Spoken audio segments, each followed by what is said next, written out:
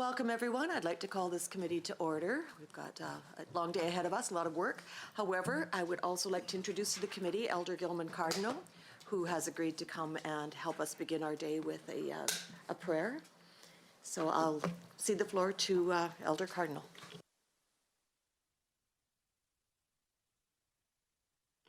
There, that's magic, right? I speak in front of microphones, so sometimes it's a little tricky getting used to them in the room, right? But I can do it either way. But again, what an honor to be here. And thank you, Peter Crossan, for asking me to be here in Ministers and all of you collectively here today. Such a sacred committee, a group that you've been tasked to represent the needs of our children. You're looking at, we're putting our children in your care, and it's such an honorable way to start.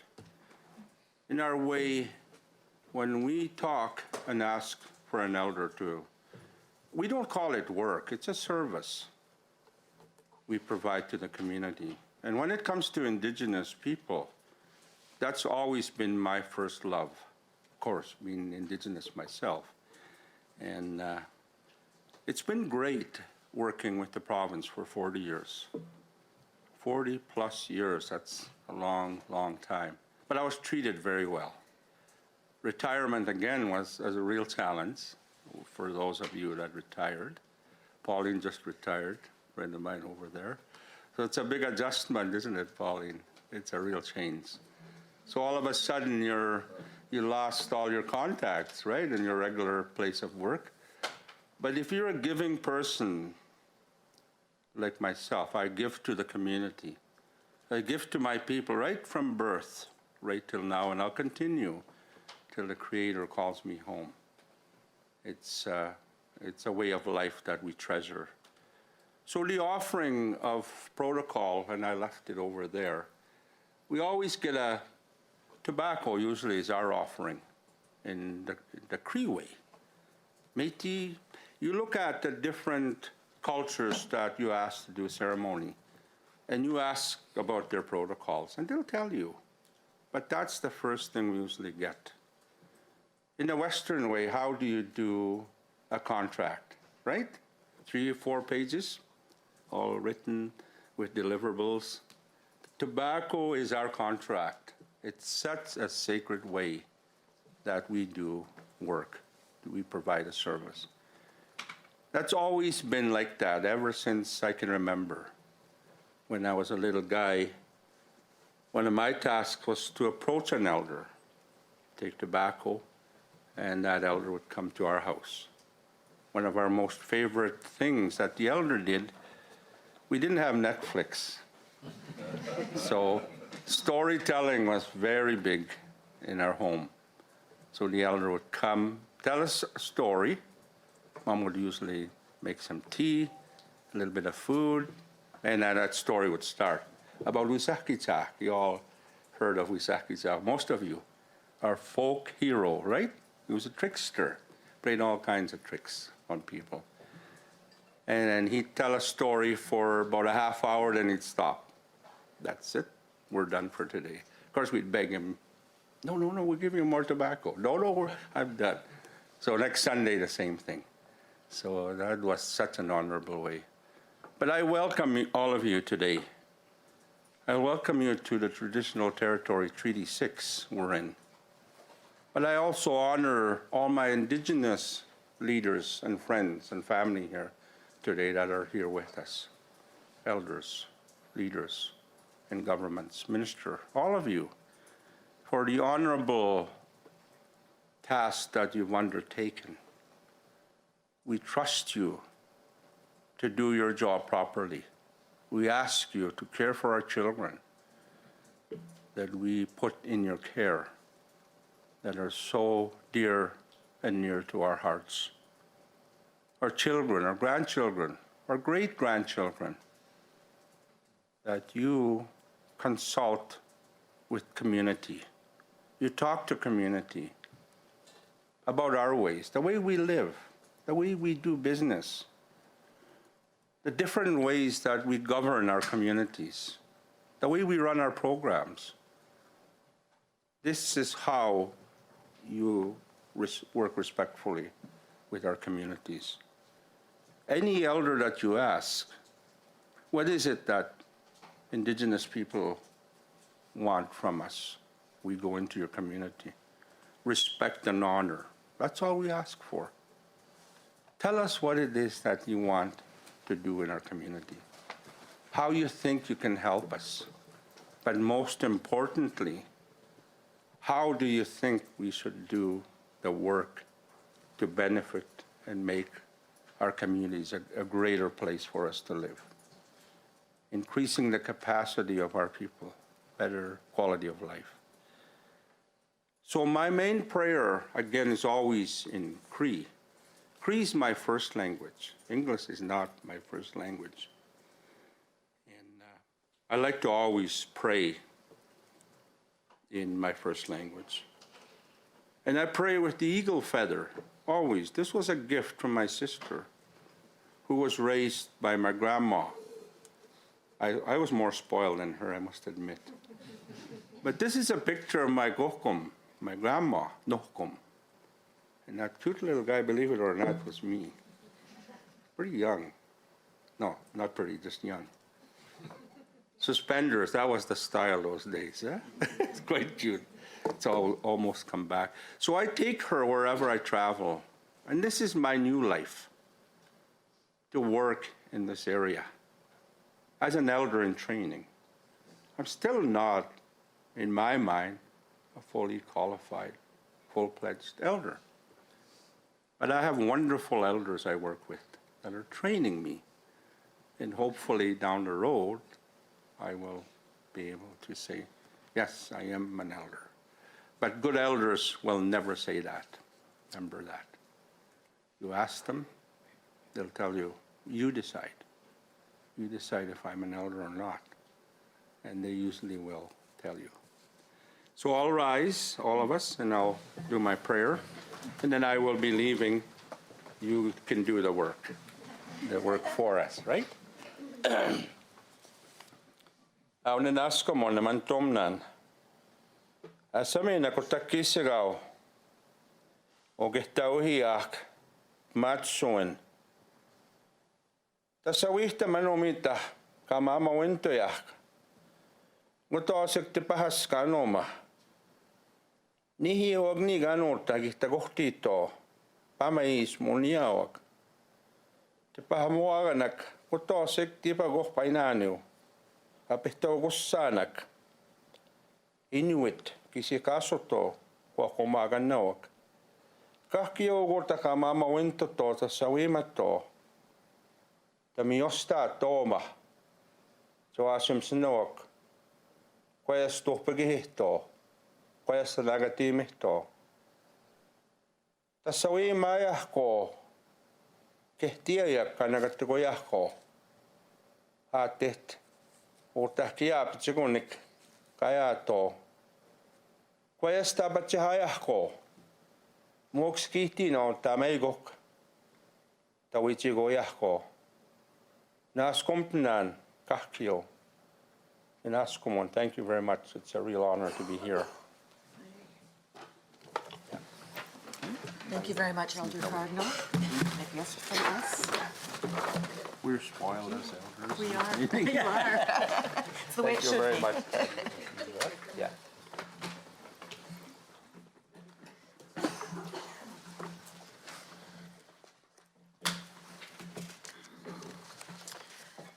So before we begin today, I want to acknowledge that we are on Treaty 6 territory. And I want to also welcome all of our guests and our visitors to today and members of the public and the media. We're really glad to have you here. And I think Elder Cardinal has set us a very good tone for the day. We have had the opportunity thus far to hear about the current state of the death review process in Alberta, and we've had opportunities to ask questions. We continue to encourage the public to attend and welcome you all. And we ask people who are joining us today who want to provide input on the panel's discussions to please complete the panel submission form that was handed out today, or send in an email. We've got laptops available both here in this room and in the Capitol View room. Sending your submissions to panel.submissions@gov.ab.ca. And submissions are considered at the same address throughout the panel process. I'd also like to remind members of the public that the panel is meeting today to ask questions and get an understanding of the current state of the death review process, and we will not be taking comments from the floor. Going forward, we will look for opportunities to engage the public and those with lived experience. As chair, I will endeavor to manage things today in accordance with the process discussion we had last week, including conversations about consensus-based decision-making and information requests. Now, you'll notice we've rearranged the seating plan today. We did get some feedback from the public because they felt that our seating plan might not have reflected our mandate to reach consensus and work together. And we're going to continue to do that. Each week we'll try to mix things up a little bit. And I know I'm very bad for that in a room. I always sit in the same spot. But I would encourage panel members to please mix it up so that you're sitting next to somebody different, you're hearing some different perspectives, and it does really help kind of the tone of the room. So. Going forward, we want to ensure that we hear from as many members of the panel as possible in each presentation. So I will be maintaining a speakers list and would ask that all members of the panel have one question and a supplemental so that we can get through the list and give everybody a chance to have input and comment. Today we're going to have presentation on the processes to implement child death review processes, and then we will turn our focus to examining the child death review process and the impacts through the lens of families and communities who are dealing with the tragic loss of a child or a youth.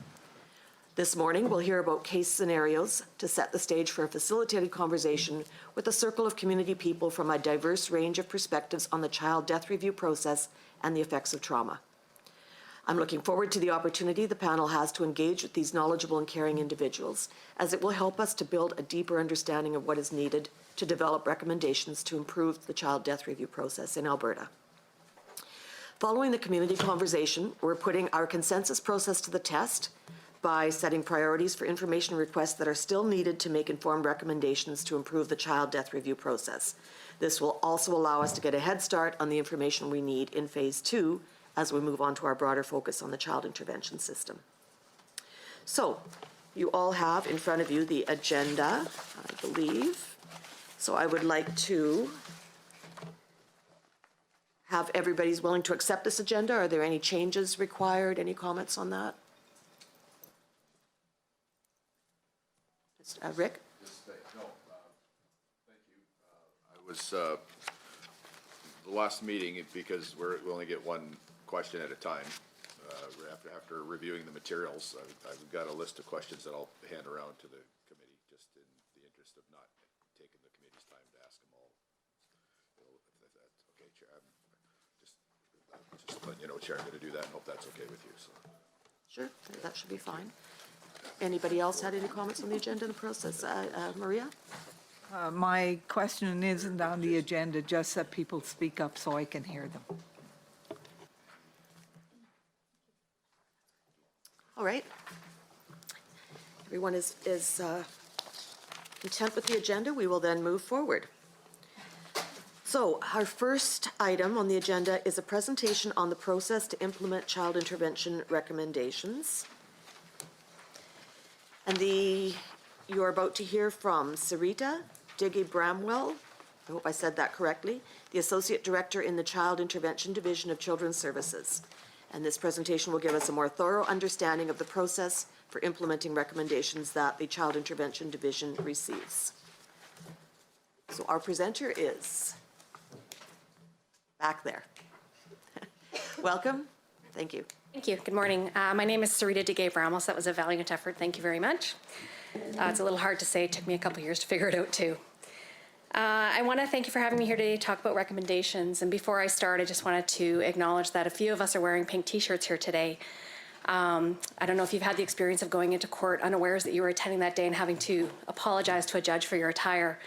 But today I don't want to apologize for dressing down. I want to acknowledge the fact that we are focused on increasing the awareness of bullying, recognizing it, and intervening where appropriate so that we can not be bystanders and help stop bullying and the devastating effects on many children, young people, and adults as it happens in schools, workplaces, online, and at home.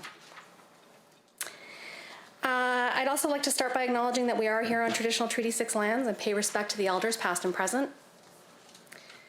And I would like to say that I am excited to be here to talk about recommendations, a dry topic for some.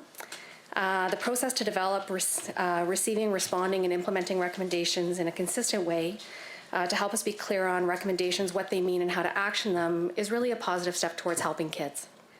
And this is why we're all really here today.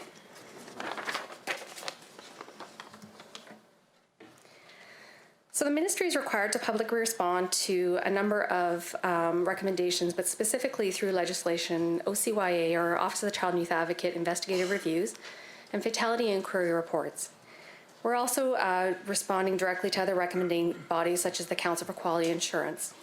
Regardless of the reporting mechanisms under our legislation, reporting on progress is posted annually through a high-level aggregate that is included in your e-binders. It includes a pie chart and a graph, and it has 5 years of data and information on implementation status. We refer to it as a dashboard, but we also provide public level information to the Office of the Child and Youth Advocate, who then also provide public updating.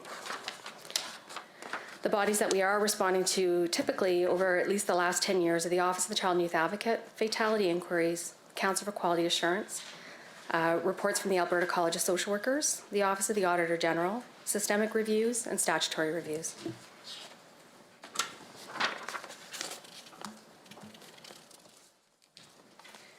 So to understand the process, there is some required definition of what is a formal recommendation.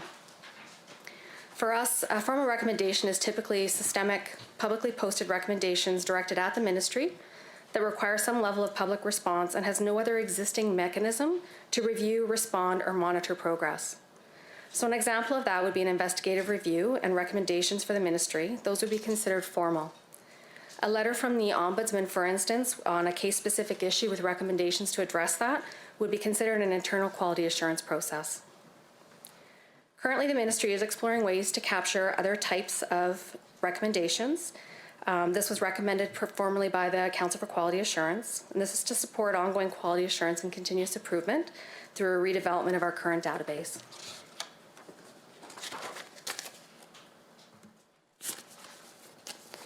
So this very complex and probably very difficult to read slide is also in your e-binders, but this is to demonstrate the process that's been undertaken for each report received so that we have a continuous process for receiving and responding to recommendations.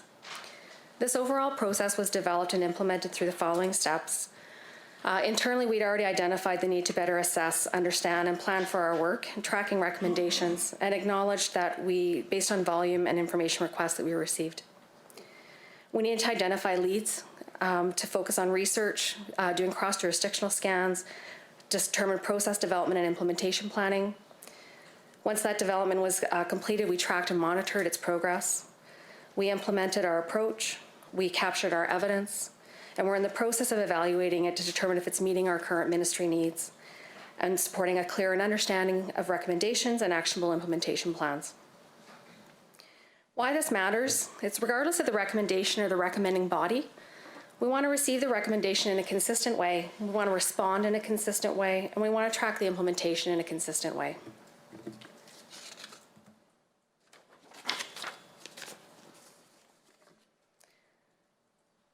So, as I already mentioned, we were already considering ways to develop an approach for recommendation improvement. The IOSA made some specific recommendations on the Implementation Oversight Committee, made specific recommendations on the development of a standardized, rigorous approach so that the ministry would receive the full benefit of recommendations. At the time in 2014, we began a scan and found that there were few formal processes being used to track and monitor progress and they were typically internally managed. We conducted research and developed recommendation models, and we landed on the SMART criteria. It's been used internationally for over 40 years and supports the development, evaluation, and management of recommendations. We ultimately selected SMART for its simplicity and the ability to support clarity.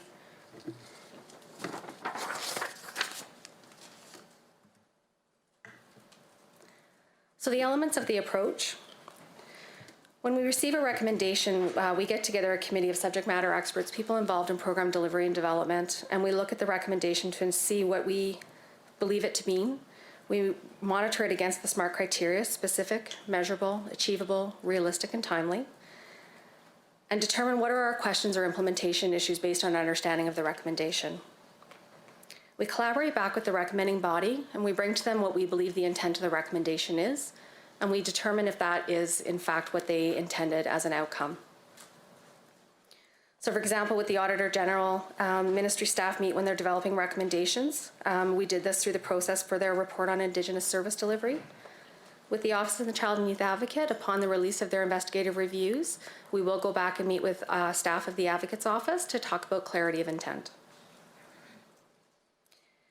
Once we've done that, we develop an action plan when we have a clear understanding of what the intended outcome is. This action plan is specific to actionable items that can be evidenced and attaches a specific lead so we know who to monitor the recommendation through.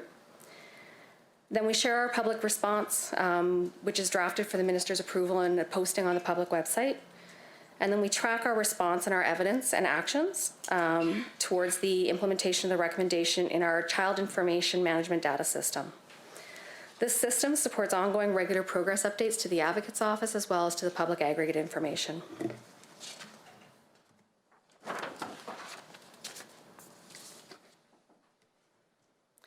So I mentioned as well the SMART criteria, and this is one of the specific methods we use to evaluate the recommendations being received. We want to make sure that they're relevant to the event and have clear accountability. We want to know that we can measure the actual impact of the recommendation upon implementation. We want to be realistic about, can this be achieved and done? Is it sustainable, or is this a one-off event? We want to be realistic in that, is it designed to lead to a concrete result? And we want to look at the timeliness of it. Is there a realistic time frame for implementation? Our overall approach is intended to enhance our collaboration with our recommending bodies, clarity of intent, our own internal rigor, and public accountability on recommendation progress and implementation.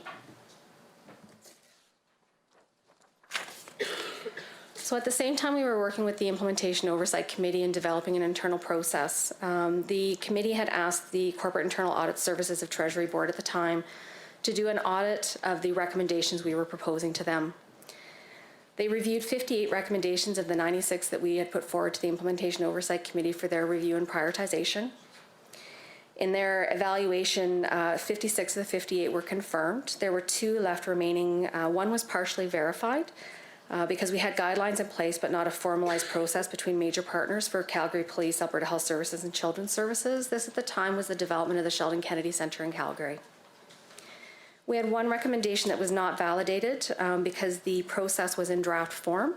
This was a de-escalation or a specific response from Human Services for tragic events to support staff. The reason that that process remains in draft is that it's in continuous evolution. By an audit criteria, however, because it was in draft, it did not validate the actions. So what this meant for us is that the actions and evidence provided on at least 56 of the 58 recommendations for the Corporate Internal Audit Service audit were validated. This confirmed and provided agreement that the progress reporting we were using internally was accurate. 3 suggestions were made in that report by the Corporate Internal Audit Services at the time. They recommended that we continue to adopt our SMART approach for receiving, reviewing, responding, and implementing recommendations, which we did. They suggested that we continue to establish a formal data management system for recommendations to support information requests and collection of evidence, which we did. And they also asked us to determine when a recommendation is outside of the scope of child intervention services, that we clearly indicate that we have no ability to influence or no responsibility or sphere of influence on the recommendation, which we have done.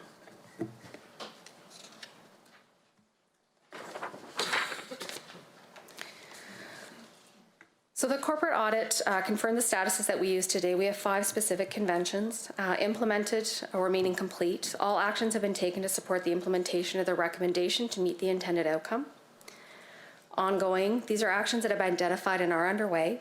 These are typically longer year-over-year systemic recommendations that require time to implement or are being sequenced. Examples of these are, they're often quite complex, so addressing poverty in the province of Alberta, require cross-ministry collaboration, addressing court delays for children in temporary care with justice, or require a sequencing to support sustainable changes, such as our child intervention practice framework or practice strategies. This doesn't mean there are no actions being taken to support these recommendations. We do regular systemic updates of our own progress every 6 months, March 31st and September 30th. In progress, our actions are identified to support the implementation. These are typically more tactical in nature and can be accomplished reasonably within 12 to 18 months. These are typically ones that are about strengthening policy, adding a note to a policy, reviewing and revising or developing a new one, or a specific practice strategy. Not applicable are recommendations that are not intended for the ministry or are not accepted. Of all the recommendations received to date, and there are well over 500, there are 13 recommendations that have not been accepted. These are typically because there's already an alternate process in place to support that recommendation, or it's in direct conflict with another recommendation that happened from a concurrent review. Could I just, one moment, please? Go ahead, Greg. My apologies for interrupting. Can I just ask you to slow down a little bit? Sure. There's a whole bunch of information coming out on especially on slides that you're fleshing out what's already on the slide. I'd just really appreciate it if we could just Sure. slow down just a little. Thank you very much. I appreciate it. I do speak rather quickly, and I typically start my presentations with "it works better when you listen faster," but I didn't think this was the audience for that messaging. So in progress, these are actions identified, typically will take us 12 to 18 months to implement. Like I was saying, they are more tactical in nature, so it's request to review and revise a policy, implement a specific practice strategy. One of them is we were asked recently to review and revise a protocol between child intervention and family support for children with disabilities for its intent and how staff were interpreting it. We were able to do that and have it launched and trained within 18 months. Not applicable recommendations are not intended for the ministry, so they're specific to another ministry held within the report, or they are not accepted. So as I was saying, from 1999 to present day, we have well over 500 recommendations logged. Of those 500 recommendations, 13 have not been accepted. There's usually an alternate process in place already that meets the intent of the recommendation, or there are in direct conflict with other recommendations that have already been made. An example of this is we were asked in one review to dissolve the Child and Family Services boards that were currently in existence. However, at the exact same time, there had been a community level review of the Child and Family Services Authority boards that had really demonstrated the value at the community level for involvement in Child and Family Services boards. So we chose not to accept that recommendation because it was in direct conflict to what the community was asking. Pending recommendations are a little bit unique. They're typically ones that we're currently reviewing. We are working through collaboration with the recommending body, or we're developing an action plan too, or awaiting the posting of the public response. The majority of these recommendations, although they're pending, it does not mean that actions are not already occurring to meet the intent of those recommendations.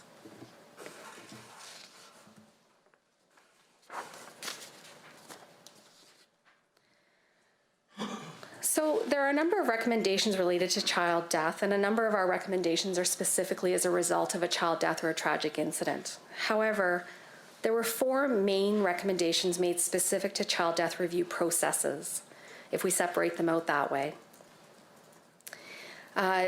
You can note on the slide that these are paraphrased, but there was a handout, I don't know if it included in this one or if it came in last week when I was supposed to present, that had the full breadth of the recommendation. We were asked to implement a mandatory, robust, and transparent internal child death serious incident review process. This was implemented. This was the presentation that Robert Hopkins provided on the first day of the panel's meeting on the internal child death and serious incident review process. We were asked to clarify and enhance the role of the Council for Quality Assurance. This was done through Bill 11 amendments, which ensured that they were advised not only of all child deaths, but all child deaths and serious injuries from 2014 forward. Also gave them the authority to request an expert panel and clarified their role and intent. We were asked to expand the mandate of the Office of Child and Youth Advocate. At that time, the Advocates Act was not with us. However, amendments made through Bill 11 expanded their authority to review the deaths of children and young people who had received services within the 2 years prior to their death. The last recommendation is the creation of a Child Death Review Committee within the Office of the Chief Medical Examiner. This recommendation remains ongoing. At the time it was made, it was recommended through the roundtable and then confirmed through the Implementation Oversight Committee in 2014. The recommendation was specific to the Fatality Inquiry Act review that was underway at the time. And the envision of the recommendation was to review that piece of legislation to support a child death review committee within the Office of the Chief Medical Examiner. I know that presentations have been made already from the Office of the Chief Medical Examiner as well as Alberta Health Services about the progress that has been made on this recommendation outside of the Fatality Inquiry Review Act.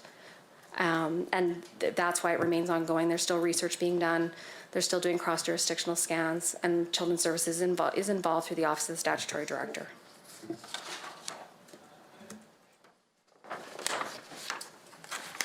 Thank you.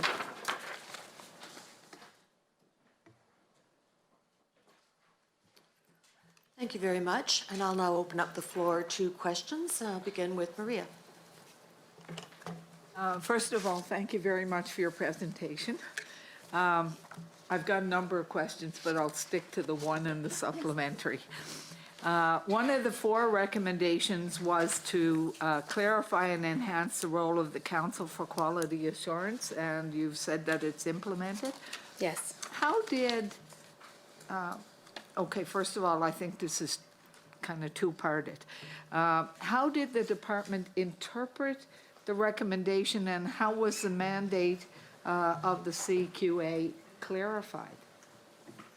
So one of the processes that was supported through this in working with the Council for Quality Assurance is they wanted to develop their own service quality framework, and they wanted to be more engaged in monitoring and evaluating the activities of the statutory director to improve service delivery. So both of those activities were enabled under Bill 11 amendments.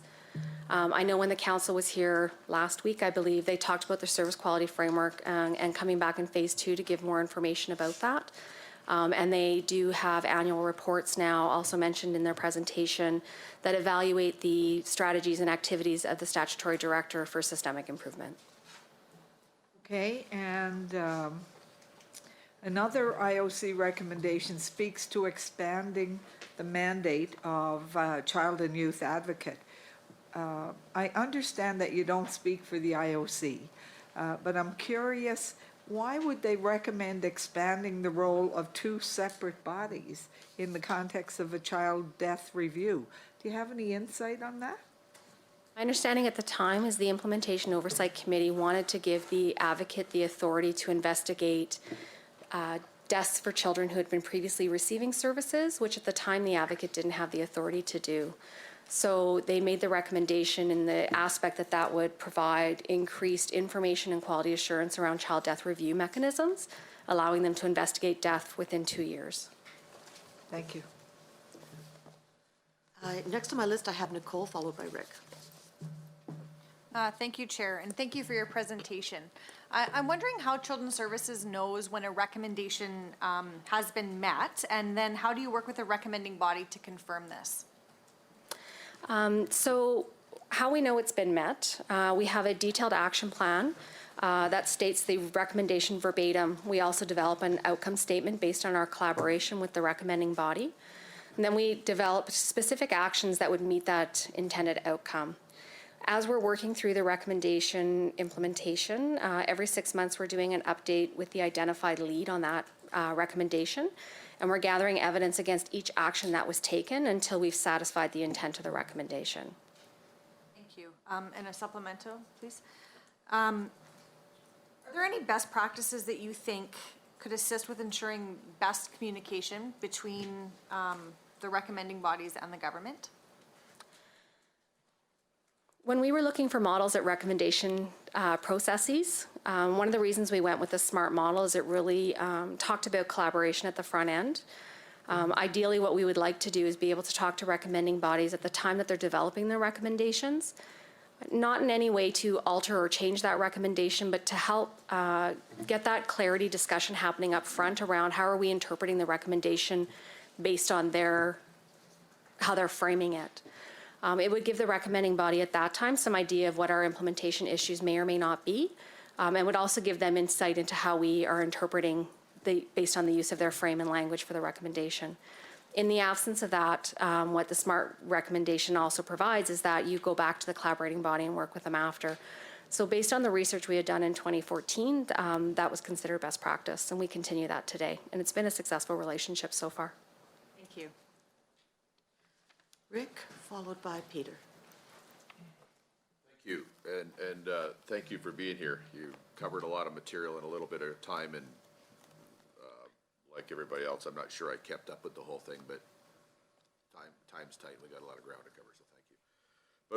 But what's missing for me is when we were asked to review what's going on, were you asked at all about Indigenous kids, and is there any special? Were you asked? Is there any special category or special reporting or special consideration there? And I say that knowing that more than well over half the kids in the system are Indigenous kids. And we've heard in earlier testimony from other people that it's a system full of Indigenous kids and it was never designed for Indigenous kids. So I guess as long as we're talking, so that's the context in which I asked the question. I just want you to know I'm not trying to sandbag you. Were you asked or is there, to make any special reporting arrangements or consideration for Aboriginal kids since they're the biggest part of who's in care? There's no special reporting as far as recommendation implementation for Indigenous children. One of the things we try to look at as we're receiving the reports that might be related to a specific death of an Indigenous child is how does that recommendation impact that Indigenous community or other communities who are looking to implement the recommendation, and then what does that look like for provincial implementation? Does that help? Well, it's an honest answer, so that helps. And so I guess then I recognize all kids are equal and all kids need to be kept safe regardless. That I think everybody in the committee and anybody here recognizes, and I'm pretty sure would agree with. Would it be useful to have some specialized reporting or consideration of Indigenous kids simply because they're the biggest part of the kids in care?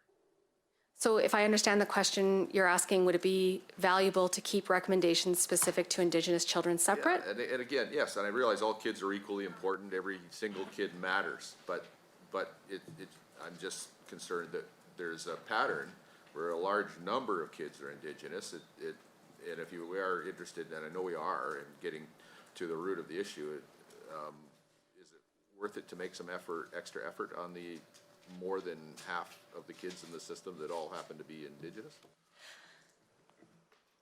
You know, I think that would be a yes and no answer. The recommendations need to be implemented across the province. And because we are a Indigenous serving organization by virtue of our clientele, the majority of our recommendations are targeted towards Indigenous service delivery. So separating them out, I don't know, would create a different level of accountability. The kids are equal, but the legal framework isn't equal because you've got the federal system and Yeah. the reserve system and all that. That's the reason why I think it might be worthwhile. But okay, I don't want to dominate the discussion. I think I've asked my question, and thank you. Thank you. Peter?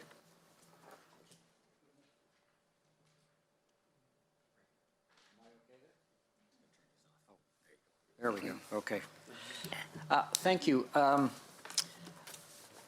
So my question is one that you may not at this point know the answer to, and that's okay, but I'd like to get the question out there. You've, I think, illustrated really a well-thought-out, excellent system of monitoring the recommendations that are made by the various bodies. What difference is that making in terms of the serious injury or death rate of children? That is a good question, and I think it's more complicated than I can answer because it depends on multiple moving parts of our continuous improvement quality assurance. As we're receiving recommendations and improving practice, the intent is that we are attempting to mitigate any preventable death as possible.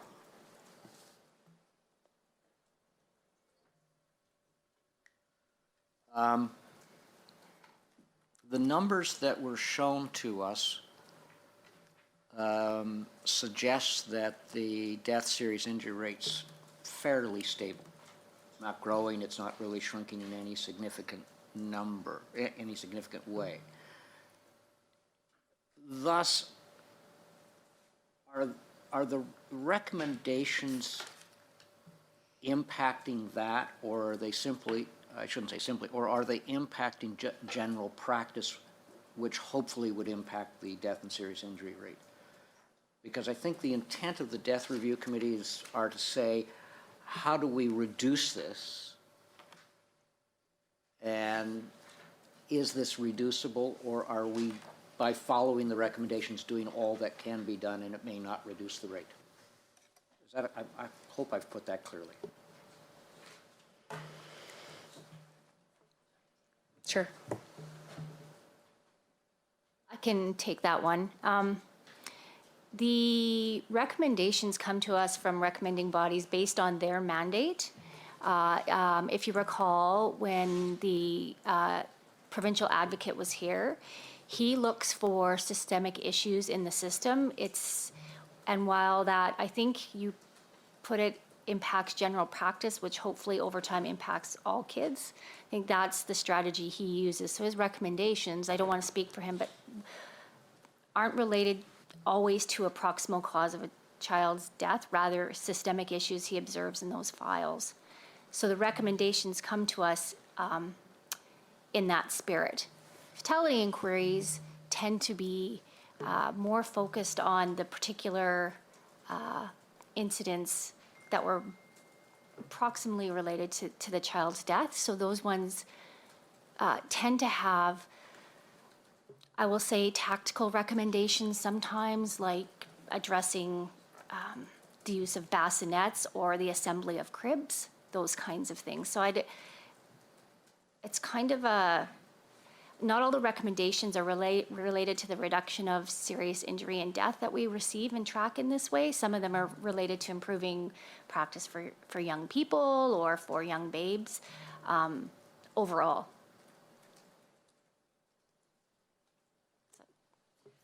And thank you for that. Would you mind introducing yourself for the benefit of the panel? Yeah, thanks. Sorry, Joni Brodziak. I work in the Child Intervention Division. I should have done that. Apologies. All right, thank you, Joni. And just a reminder, when you speak, you'll need to turn your microphone on, but could you please turn it off after you've spoken, because we can only have 3 microphones live at the same time. So, thank you. Moving on, the next person on my list is Heather. Thank you, Madam Chair. I just wanted to follow up on Rick's question around how we're looking at cultural competency when we're implementing these recommendations. So specifically, we can discuss the Indigenous communities, but we also are seeing an increase in other communities who are engaging within children's services, such as our new Canadians, refugee families. And so I'm wondering, under the process, when you're looking at the review subjects and then making sure that the people who are being engaged in the review process are subject experts, are there individuals in this process that are looking at it through the cultural lens, pending on the family? And then if they are, would that not then necessarily mean that there should be a cultural recommendation about how to implement it? Yes. So as part of the committee that comes together, depending on the scope and breadth of the recommendation, there would be Indigenous service delivery staff and experts, or delegated First Nation experts in service delivery, that would come and help us go through the recommendations. They do have varying impacts on communities based on the implementation of them, so they would impact a First Nation community differently than an urban Aboriginal population. Okay, and just to follow up to that then, I appreciate that the demographics are different, and if we're looking at urban Indigenous people versus Indigenous communities on reserve, that is a different conversation. However, the services that are provided by the federal government, both to newcomers to Canada as well as Indigenous communities, are different, and there's complexities that come with that. So I guess, again, I'm just curious, it's not so much just about how you're interacting with those communities within that service, but how are we looking at those recommendations and how it impacts the federal relationship that the province has? In some of the recommendations that have come forward around funding allocation and measurements, we have had conversations with federal government in regards to that. But our service delivery is mandated by the Child, Youth and Family Enhancement Act, and even though those staff are hired by the delegated First Nation agency, they're still enacting under the same legislation. Their funding model is different, and when the recommendation impacts that, we've had conversations with the federal government.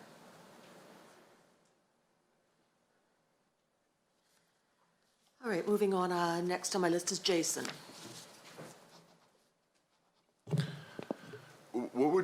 I'd be curious to hear your thoughts if a standing committee of the legislature, something similar to, I don't know, maybe legislative offices or something along the line of the Public Accounts Committee and their relationship with the Auditor General and recommendations associated with the Auditor General. If there was something like that set up externally in connection with the recommendations that are coming forward, what would be your thoughts on that?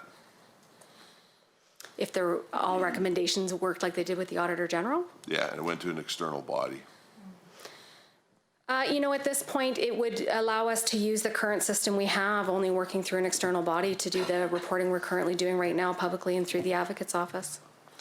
Do you think that it would, this follow-up, sorry, Madam Chair, that it would provide a level of accountability and transparency to the public that is not currently in place with recommendations? It may.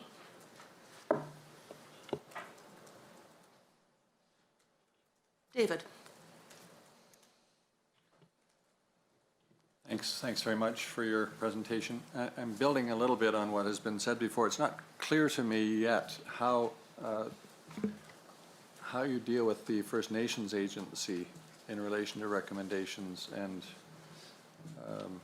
it's obviously one of the great challenges in governments to relate across the different jurisdictions. But can you say more about, in a death, how you relate to the recommendations and share responsibility for recommendations? Sure.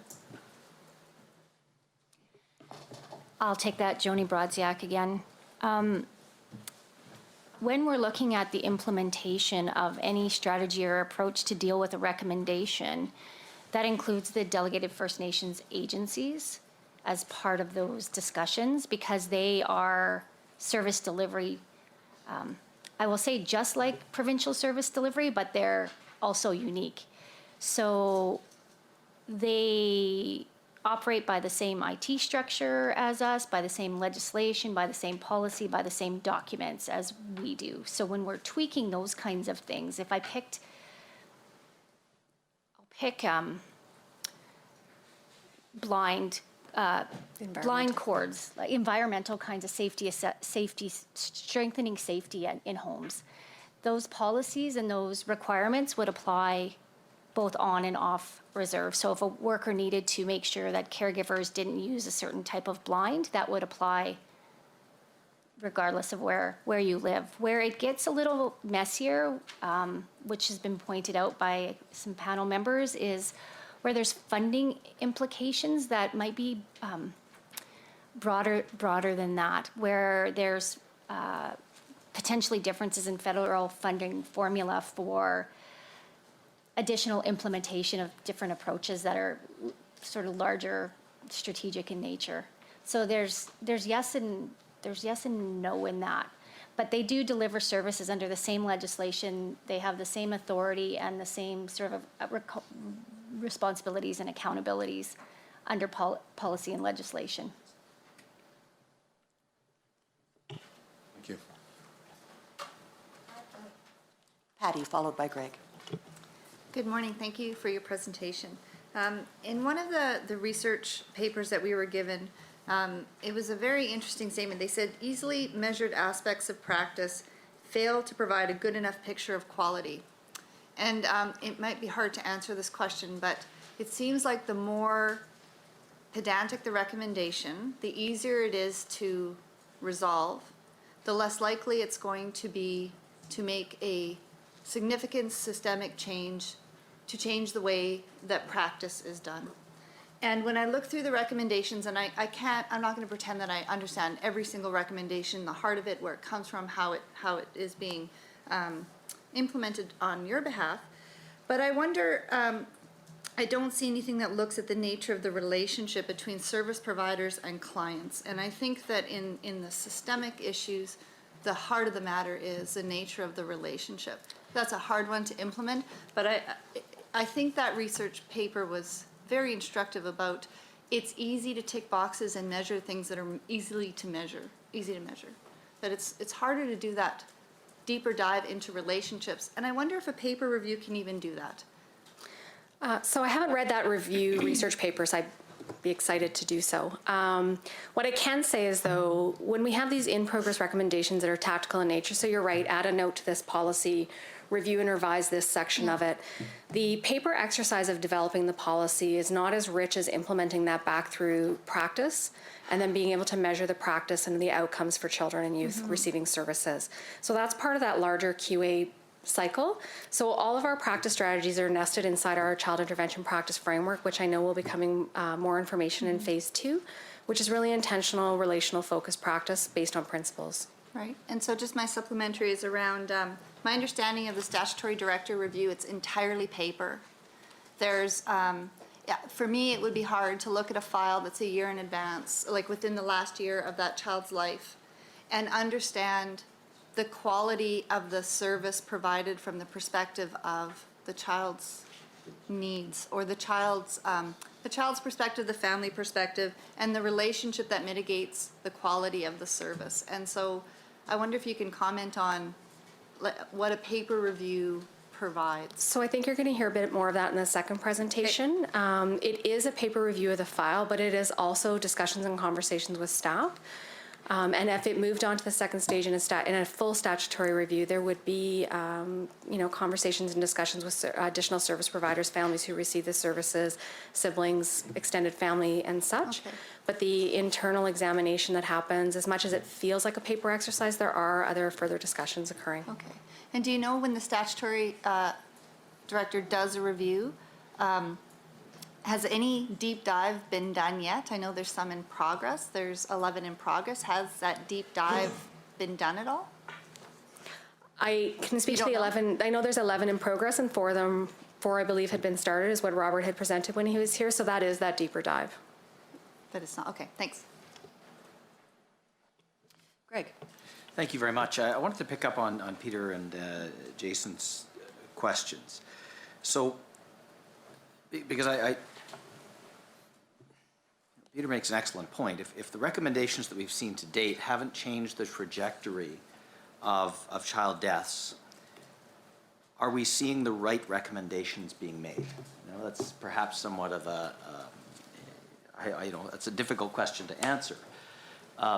And I acknowledge that perhaps the question may have you straying into territory of mandates of other agencies. But perhaps from your perspective, do you feel that the recommendations that you're seeing are in fact the right kind of recommendations that will actually result in meaningful change in ramping down the sheer number of deaths and injuries for children in care?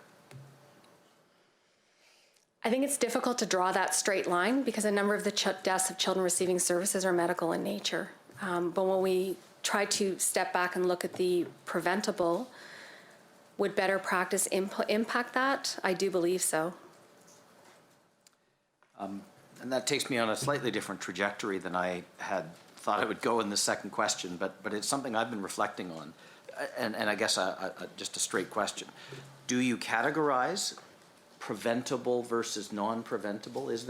Are those categories? I'm not sure I've seen that category broken out in saying, this, we've seen I've seen, I suppose, some of it in terms of.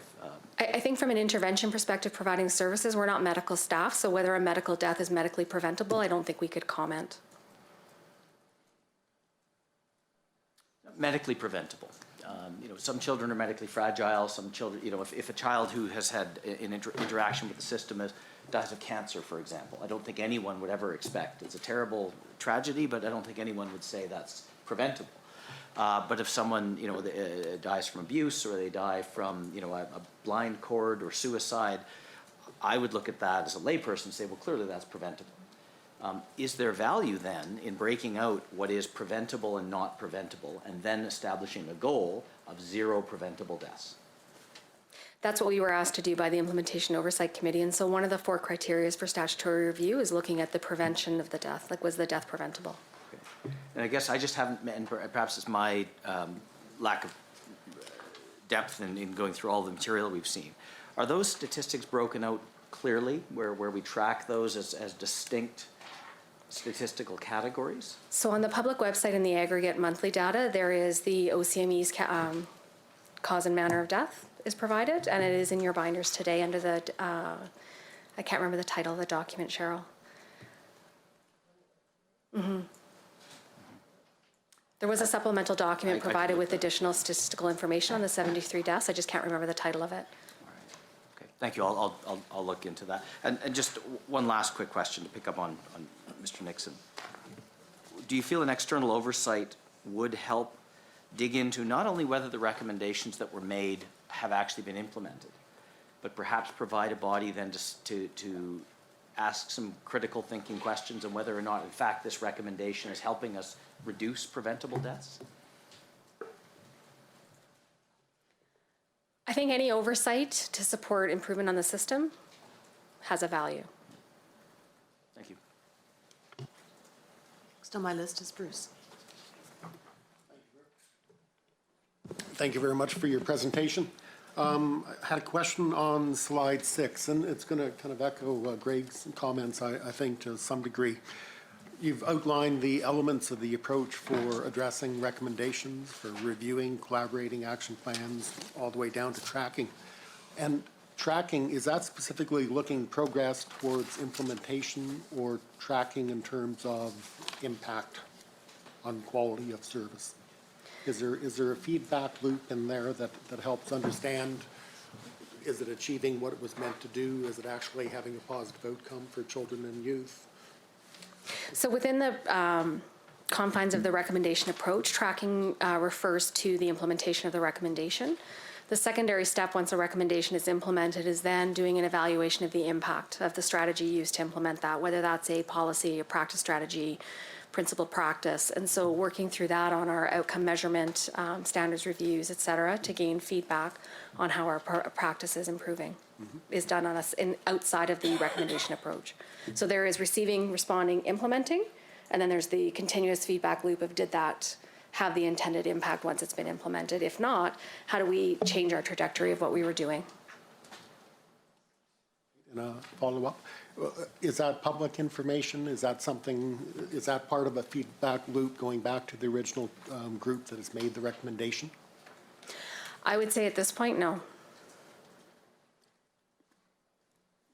And is there a benefit or drawback to doing that from your perspective? From my perspective, I think there would definitely be benefit. I think one of the issues, though, has already been stated by several of the panel members, is every recommending body has their own mandate. So their ability to reflect or change their mandate based on our feedback on how we feel it implemented, it would be up to them to determine what to do with their mandate then. Thank you. We have time for a few more questions, so I'll hear from Heather, followed by David. Sorry, I have so many questions now, but I want to just go back again around the Indigenous supports and how these recommendations are being implemented. So I think there needs to be a recognition that not everything is equal, and that when we're looking at how we support Indigenous communities, there needs to be a recognition of the fact that not everything is equal. And so what I'm hearing right now is that these recommendations have to be implemented across the province. And I appreciate that and I understand that. However, and I understand the legislation with the DFNA and regional caseworker. But in saying that, the resources that are provided on reserve versus off reserve are very much different. There are lots of families on reserve that cannot access like FCSS programs or different things like that. So I guess I'm wondering, when we look at these recommendations, if we're not acknowledging the inequality of access to services, how can we implement the recommendation?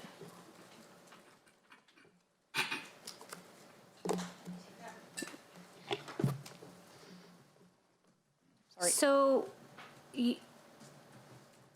You're absolutely right. The ancillary services that are available lots of times provincially aren't accessible on reserve. And if you've ever delivered services in a First Nations community, and I've done it, you will know that.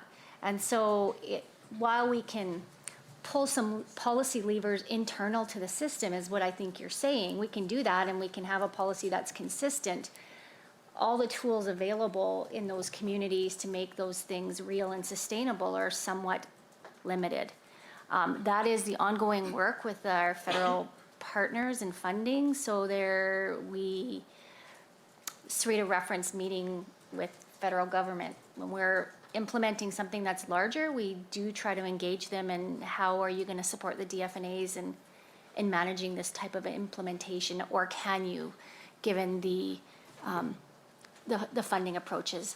There has been some receptivity, for example, to supporting some practice leadership in delegated First Nations agencies, which we have in the regions, those kinds of things, but it is sort of piece by piece. So I'm not sure that completely answers your question. I think it more so acknowledges the broader challenge, which is beyond recommendations. Recommendations are not the only quality assurance activity we have or system improvement. So that question applies to everything we do as it relates to how on-reserve services are supported. Okay, and I guess just a follow-up question. I recognize the funding model, but let's say there's a recommendation that comes out about ensuring that Indigenous children in care have ongoing consistent access to family, but the family's on reserve. But the child isn't on reserve because the resources haven't been available to keep the child on reserve. So there is a cultural lens that needs to be looked at along with supports around how we can meet that recommendation. And so I guess that's where I'm struggling is we do recognize that the Indigenous communities are overrepresentation in the system. There are abilities or there are things that we recognize that support families in staying together. And so how do we look at these recommendations and make sure that we are acknowledging that cultural lens and the whole intention of families being together, the family value, I guess.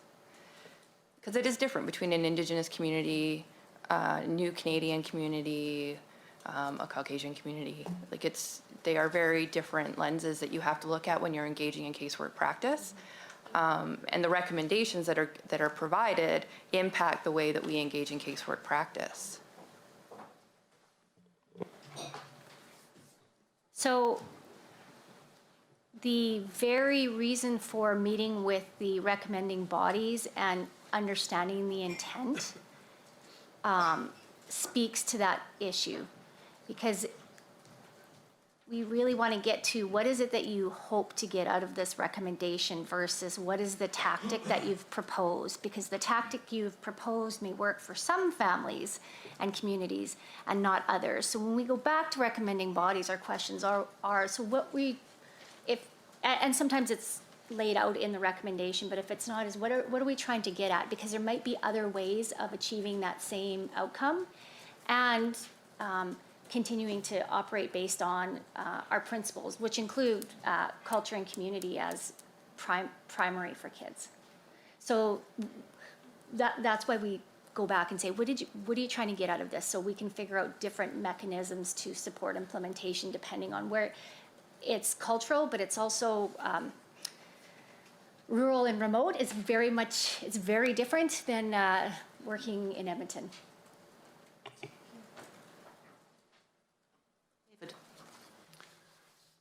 I'm shifting a little bit here, but one of the recurring themes around this whole area is the lack of resources. And I assume that staff themselves express concerns about the lack of time, the lack of access to in some cases. I seldom hear any recommendations for more resources, a smaller caseload, an ability to work with others to assess risk for example, to team work on a particular case because it's uncertain what the level of risk is and how often they should be visited or contacted. When are we going to hear more about those who feel and may not be like staff, who don't feel they can speak out on the lack of resources, the lack of time, the lack of ability to, especially if they see risks on reserve that they're in some ways affiliated with. What is the state of resourcing? And if you were free to say you want the ideal, what would that look like in terms of caseload, in terms of time, in terms of the ability to get consultations from others on a particular case?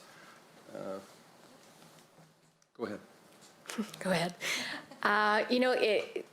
It's about 9 questions in one, if I try to unpack them all.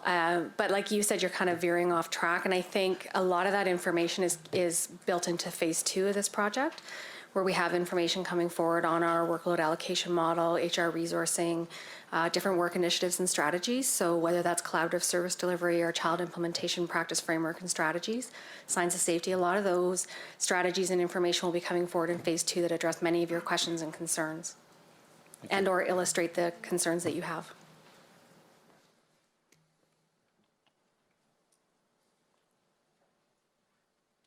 I have Rick, followed by Peter. Thanks, Chair. I'm at risk of driving you crazy. What I think I've heard here is that the resources for First Nations kids on reserve aren't as good as the resources off reserve. Is that about right? Community dependent, yes. Okay. So I guess my question's going to be, I'm going to ask you a question, but I want to give you the context again because I'm not interested in sandbagging you here. My question is more attitudinal, and is so our First Nations and Aboriginal kids, are they just as Albertan as other kids, or are they more Canadian and less Albertan? And what I mean by that is because the federal government's responsible for funding some of the on-reserve services, and they're not funding it as well. If we're willing to, and I mean the royal we, including we elected people, if we're willing to let that continue, then I guess they're more Canadian and less Albertan. But if they're equally Canadian and equally Albertan, my question is, shouldn't we be funding them, finding a way to get them funded the same way, and then either lobby the federal government, embarrass the federal government, fight with the federal government, but on the way, but in the meantime, would it be the right thing to do I guess you could use the kids as bargaining chips to get money from the federal government, but not use them as bargaining chips to let them suffer for a generation while we're fighting with the federal government. You know what I mean? Like, so my question is, should we, if they're equally Albertan and equally Canadian as other kids, shouldn't they be getting the same services? Well, that's a very theoretical, value-based question. Or are they more Canadian and we're happy to let them get less services? You know, as an American-born Canadian from Saskatchewan living in Alberta, and I don't know what an Albertan versus a Canadian versus a Saskatchewan is, so that's kind of more theoretical. As far as funding models and information, not to drive you crazy, but I think that is an excellent point of deliberation for the panel in determining moving forward. Okay, no, I think it's something we need to talk about because if you start out with every kid's important, every kid's equal. Yeah. Agree. Okay. Peter, followed by Patty. The Advocate's Office, following on this conversation about Indigenous First Nations children, the Advocate's Office has, in a couple of reports, suggested that part of the service delivery issue might be resolved by having a revision to legislation, which would impact both death review as well as service delivery, that is more focused on a First Nations piece of legislation. Any progress on that? Do you want to do it, or? Dr. Choate, I think you're talking about Voices for Change. Was one of the reports, the other one was within the suicide report. Right. So work is currently underway to do some analysis of those recommendations and work on an engagement plan that engages First Nations communities on whether or not those are the right recommendations. So while they've been made by a recommending body, we still need to circle back and sort of honor the authority that those First Nations communities have and want to have before we decide on any implementation of anything that has to do with legislation or structural changes. So Joni, just so I understand correctly, that process then is underway. And so part of what would impact this panel is the process that you've just described, where there is input from First Nations coming on what death review would look like and what revisions or a separate Child and Youth Family Enhancement Act theoretically would look like. I can't say related to death review. It is really related to the recommendations associated with, well, particularly those two consolidated reports from the Office of the Child and Youth Advocate.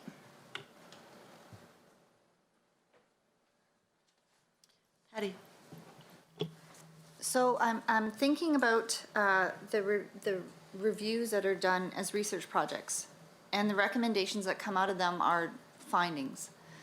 We are talking a lot about collaboration with First Nations people, DFNAs specifically, around implementation of recommendations. But I think that we have to back this up and think about how are Indigenous people involved in making recommendations? How are they involved in the data collection, the analysis of the data, if that's a paper review, and the creation of recommendations? Because often by the time recommendations are made, there's a lot of interpretation. There is a potential for bias to be applied.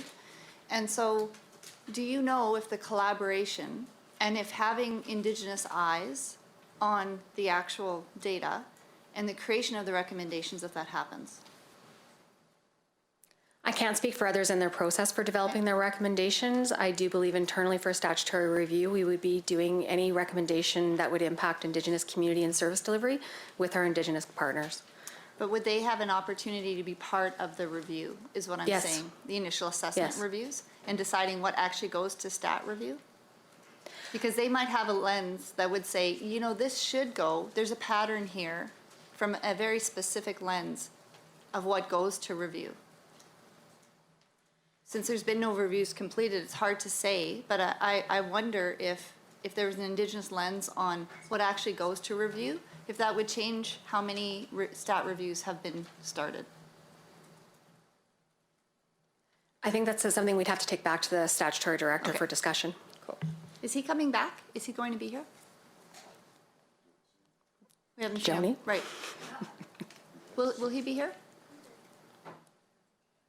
We can ask, I'm asking. Yeah. I'm asking Joni. Sorry, yes, and I'm asking Joni if Eldon will be coming or not. It will be based on the panel's agenda development, but, Sure. and the types of questions that people are raising, so. I think it would be worthwhile, so I'm going to ask if we could speak with him. I think there's some questions in and around how this stat review is going that I have, and I think that dialogue would be fruitful. Thank you. Thank you for that. And I think we did discuss the possibility of having presenters return when we had more questions that hadn't yet been considered. So we'll certainly take that under advisement. I've reached the end of my speakers list. We have a few minutes if there's still some burning questions. Cam. Yes, thank you very much. Just sort of, I kind of want to step back and ask a broader question, but related to many that have been asked already. Especially considering Canada's role in delivering services or funding services on reserve. So I'm just wondering if you can compare Alberta, I'd like to do an interprovincial comparison for us, and tell us how Alberta compares to other jurisdictions in terms of like the recommending bodies, the various recommending bodies that we have, the number of recommendations that we receive, and how does Alberta stack up to other provinces? And are there lessons that we can learn from other provinces that may have already wrestled with these questions? So in 2014, when we started this odyssey of figuring out what we were doing, we did try to reach out to our cross-jurisdictional partners on what they were doing and found some very informal / formal processes and different elements of what they were doing, but didn't get enough back to validate whether what we were doing was better, indifferent, or equal. I think each jurisdiction has different recommending bodies that they would consider formal and informal, but we haven't done that scan since that period of time. I would suspect they probably have more processes in place now.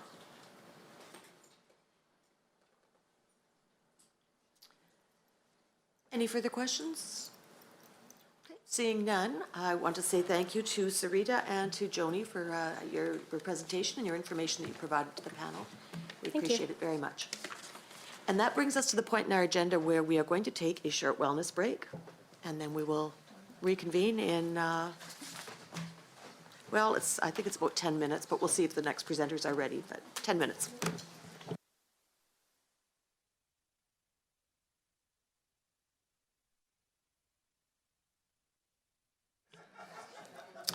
All right, I'd like to call the committee back to order. I see we've got our presenters are ready to go, I believe.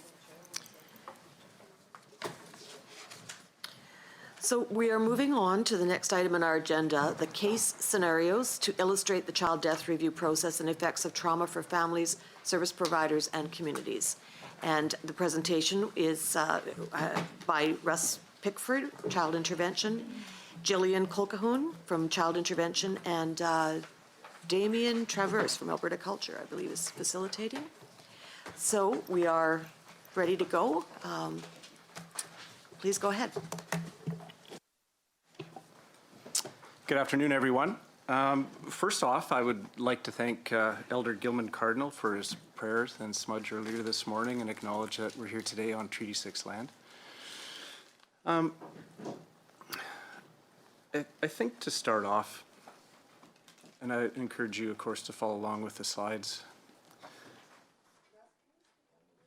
Is it, yeah, so, okay. Get nice and cozy with the microphone.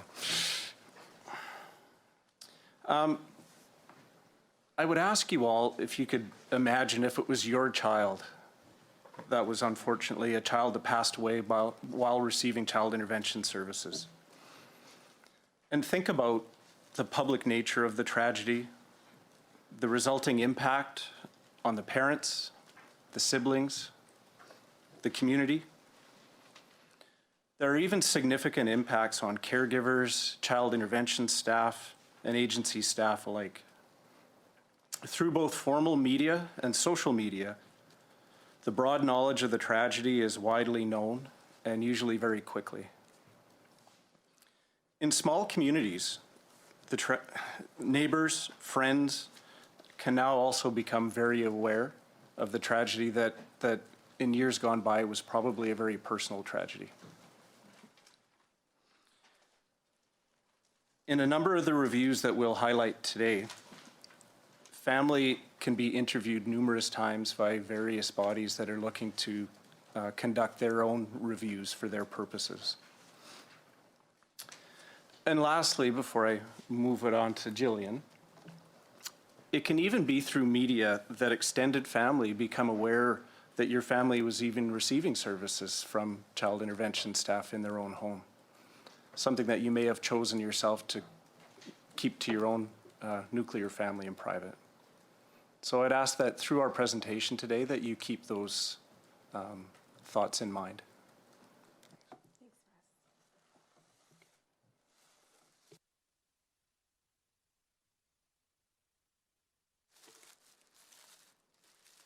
So I promised to explain my hummingbird later, but I'm just going to put it here for right now.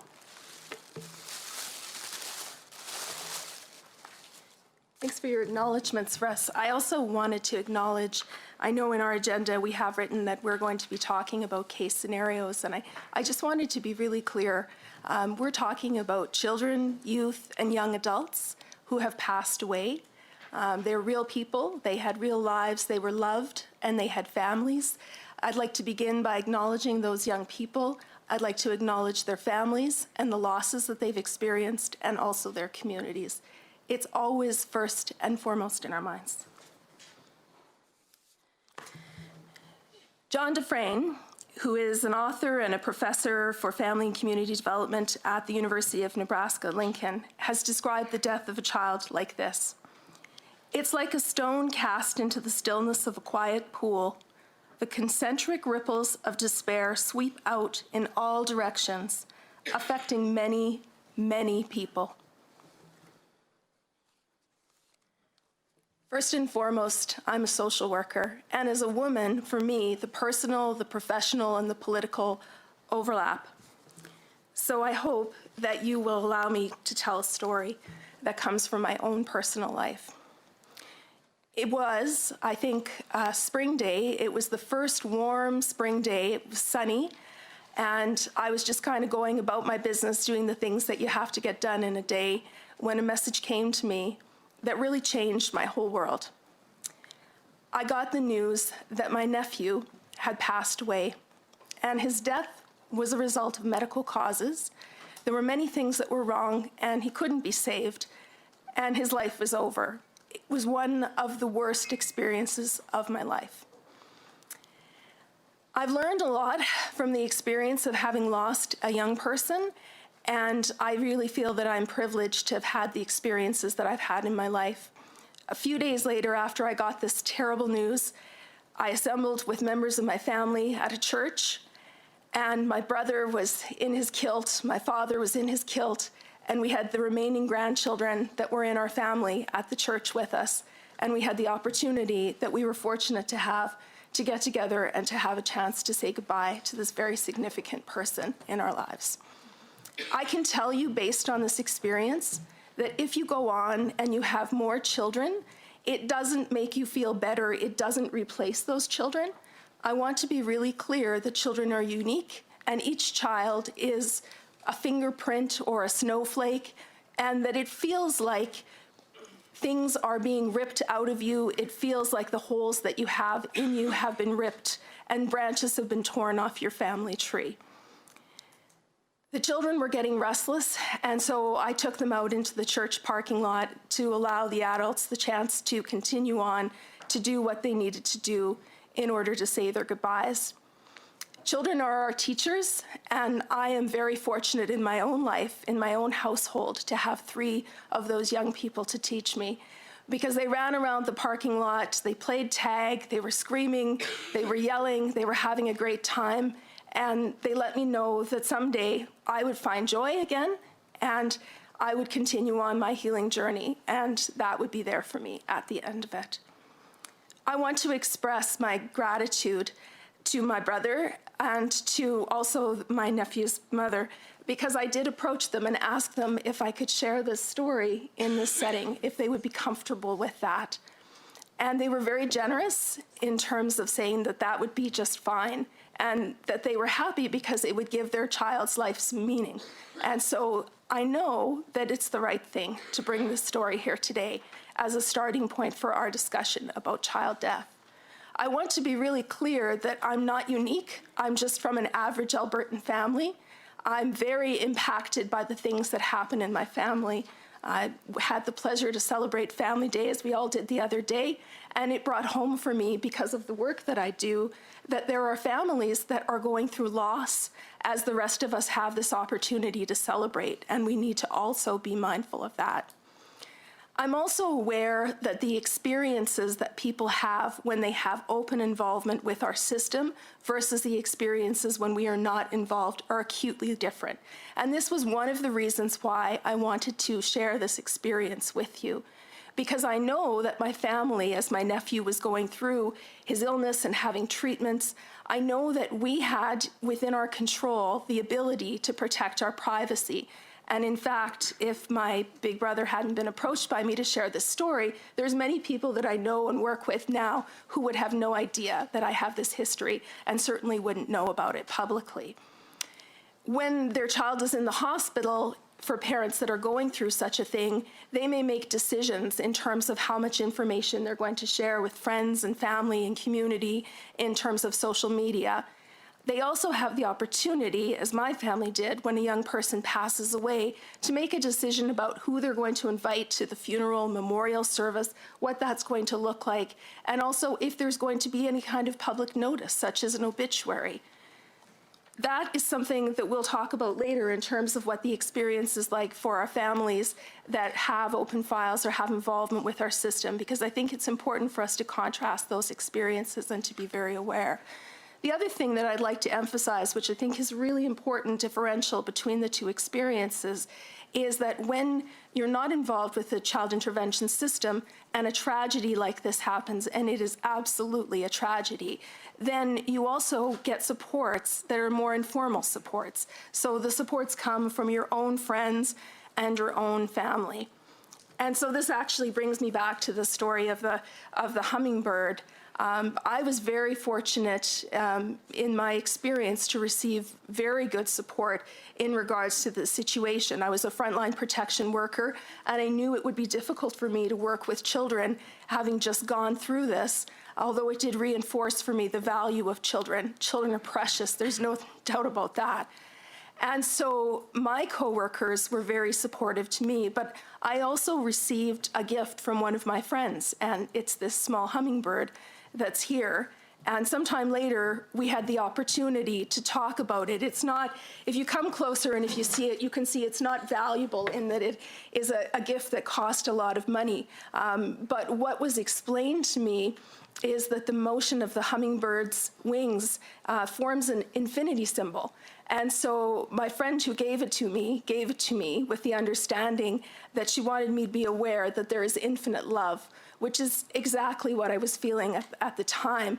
And I knew that if I shared it with you today, you would understand that every time I'm in a situation where I'm thinking about a young person passing away, I can't help but reflect back on my own experiences and the experiences from my family and from my community. I know that on that day, I lost the opportunity to become my nephew's favorite aunt, to spoil him and to hang out with him and to show him that I'm just, the person that you want to be with. I also know that his older sister lost the opportunity to have a baby brother that she could hold and cuddle, and that she lost that opportunity to tease her sibling throughout the years. I know that the younger siblings who would be born later on lost that opportunity to have a big brother that they could go to and who could guide them and help them in that most important activity which siblings do, which is understanding how the heck you're going to get through having these crazy parents. And then that was gone. I know that my father lost his grandson, and that was a devastating impact on him. And I know first and foremost, because I think back to those circles, those ripples, that standing at the very forefront of it were this child's parents. And that I know they will go through a loss on that day, but they will continue to go through that loss in their life cycle. That child will not be replaced by subsequent children, and they will have to make sense of this experience, and they will have to function, and they will have to go on. And I know, because I have nieces and nephews in that family who are really good at hockey and rugby, that the community also lost out, because there was a potential that someday there was going to be a superstar there in that household. And who knows what other contributions that young person could have made in the lives of the community, what they could have grown up and what they could have been. And we really need to, as a starting place, as much as it hurts, I refer back to what Russ is saying, we really need to imagine, what if this was our family that was going through this? What are the supports and services that they would need in order to be able to get through this experience? And when we build a system and when you make recommendations, we have to think about the impact that it's going to have on people. I think it's a real privilege to be here today and to have an opportunity to be a part of this conversation. Russ. I think I did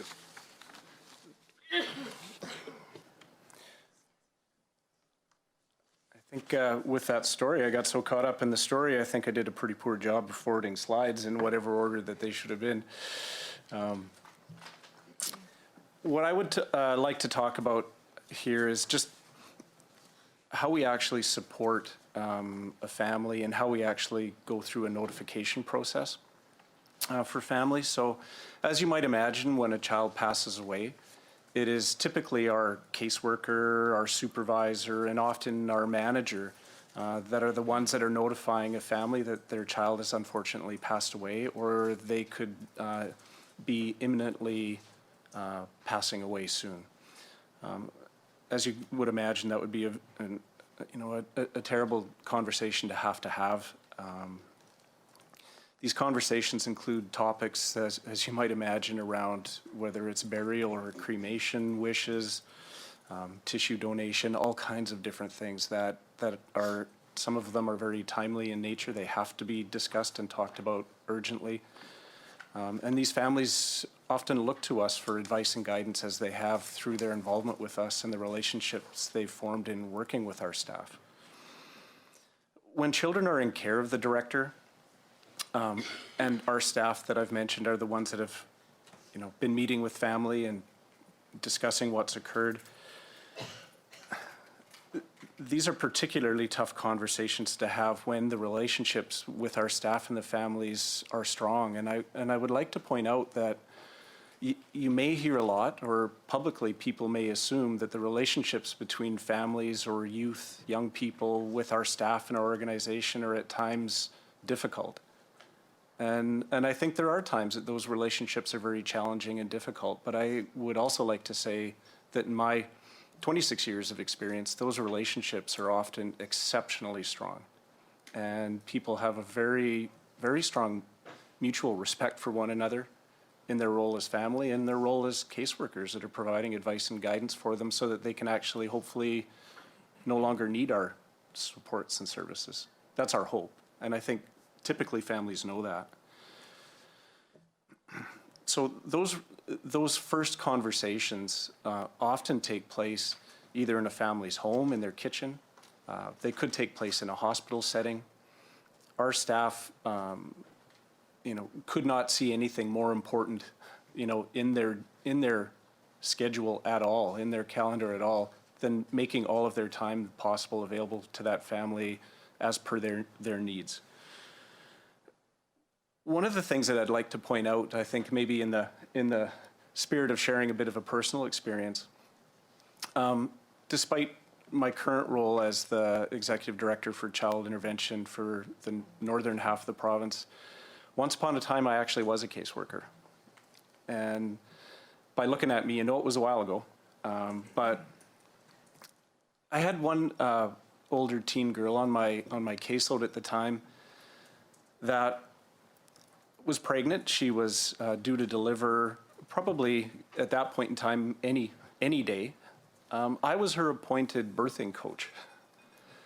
And I'm not saying that to talk in any kind of braggy way about, my role as a caseworker, but to actually point out a very powerful fact that happens a lot in our system, that for some of our young people and some of our families, their support network is very fractured and at times very weak. And for some of our young people in particular, they don't really have anybody in their lives in a meaningful way that isn't paid to be there. So could you imagine, for me, if you put yourself in my role and in this young woman's role, if she gave birth and her little one ended up in care, because she sure had some challenges. She was a really awesome young lady in so many ways, but she experienced a lot of trauma in her young life. And if that child needed to be in care for whatever reason, and that child passed away in our care, I would then change roles and be the person who was actually notifying her of the passing, along with my supervisor and support network. But unfortunately now I would be in this position of also being the face of an organization that I betcha in one way or another she couldn't help but somehow hold accountable to, why did this happen? I trusted you, I trusted your organization. Even if the passing was viewed as somehow medical in nature or unknown, people are hurting. And they're looking for rationale, they're looking for reason for their pain. And they're not discriminating really well often about who they're holding responsible. At the same time, though, I may have been that only person or the main person in her life that she was actually receiving her support and guidance from for a very long time. So in no way am I trying to compare the difficult position that our staff might be in comparison to a family or a parent that has lost a loved one. That's an, unimaginable, horrible situation for a family member or a parent to be in, and that's not my point. My point is, quite often the people that they've often looked for guidance and support are now in a very different role for them. And that must be very difficult. For situations where children are not in care of the director, all of the pieces that I talked about before about, meeting with families, notification, being at a hospital, stay true. But we also have another role that we have to perform during this time of extreme grief and loss. There may be other children in that family. They still may be parenting other little ones that are probably not altogether too different in age. So could you imagine if, say, the unfortunate passing was through something like a scenario of lack of supervision? And the siblings are really in a very close age range. This puts us in a position through a super, super difficult time that we also have to be looking at a family and a situation through a very forensic lens to determine immediate safety. That's still a part of our role that we can't neglect to do. We have to look at what kind of supports are necessary. This is a family that probably by their very nature of being involved with us, they may be having some challenges around their own kind of strength and capacity and rely on external supports, family, us, to provide. And if you go through a loss like this, I could only imagine, like Jillian's story, that whatever capacity you had prior to the tragedy has been significantly impacted. One of the other very important roles that we have as an organization is to kind of rally those around a family to make sure that they're there for them when we can't be, because we can't be all the time. And there's other players obviously involved in a family's lives that are extremely important. And they can be, as I've mentioned, extended family and friends. Some of those extended family and friends actually may live great distances, but they still mean a lot to that family. And our role can be to provide lodging, transportation, food, all kinds of supports, counseling for immediate family and those impacted. We want to make sure that through a time that is as difficult as what we're talking about, that we're there for them to provide the supports necessary to at least assist them in getting through an unimaginable point in time. For families where their cultural background is, maybe multicultural backgrounds, could be an Indigenous family, we make sure that we provide services and supports that are, fitting with their cultural heritage. For Indigenous families, for example, we'll coordinate supports through elders, we'll make connections through delegated First Nation agency directors, if that's a rightful relationship that family has and that we want to ensure is still ongoing and active. We will also provide things for not only family, but for our staff and those that are assisting the family for things like critical incidents, stress debriefing, and counseling services and things like that for the caring professionals around a family, agency staff, ministry staff alike. Jillian. Thanks, Russ. Could I get you to go back one slide? I think we actually saved our slides a little bit out of order to the one child death in Alberta receiving services. Are you able to go back? Now I'm asking for really complicated things. There we go. I actually think that these two fit together better because I want to move into a discussion where I want to talk about a very different family. I want to talk about a family that is receiving services, child intervention services, and has an open involvement with us. And that can, as you've heard, start at screening, assessment, could be an enhancement agreement with guardian or youth, could be an in-care status such as a custody agreement with guardian, it could be a supervision order, another court order, could be a permanent order, guardianship order, or temporary guardianship order, could also be a support and financial assistance agreement. So anytime a young person fits that criteria and they pass away, then there are notification activities that have to happen, and I'll get into those in a couple of minutes. But I want to be really clear that our very first priority, our top priority, is to figure out what the immediate support needs are of the people that are impacted. So yes, we need information in order for us to complete the notifications, and we all want to know what happened, and we're all worried about getting that information. But before we go there, we have to make sure that the staff, the parents, the siblings, the community, everybody has the support that they need. So that's really our very beginning place. And as we've pointed out here, of course, all of the reviews and quality assurance activities that we're going to be involved in, the public accountability mechanisms, it's critical. We're not saying it isn't, but it has to be secondary to that immediate support need.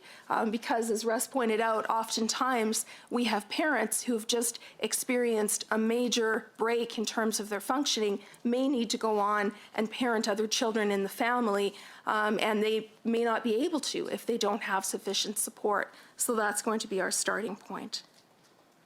Now I'll ask Russ if we can skip forward to talk more specifically about that notification.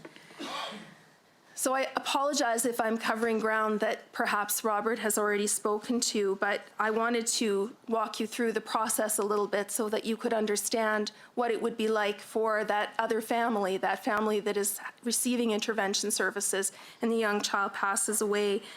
They don't, of course, necessarily have an awareness of all of these steps happening, which actually is one of the very important dynamics in what's going on.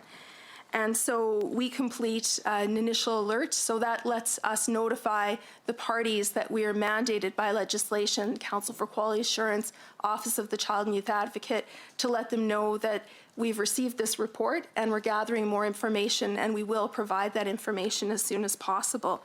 And then we look back to the DFNA, the Delegated First Nation, or to the Child Intervention Services Office, and we ask them to complete a piece of paperwork called a report of death, and some of the summary information related to the circumstances of the young person passing away is provided. Another very important component that we have in that document, and it helps us to put it first and foremost, is we gather information about the supports that are being provided to the family, to the community, to staff, and get people thinking. We have those conversations. As you've heard, within the ministry, there is a unit that has a responsibility and some activities related to the notification and supporting the review process, and that's where that process happens.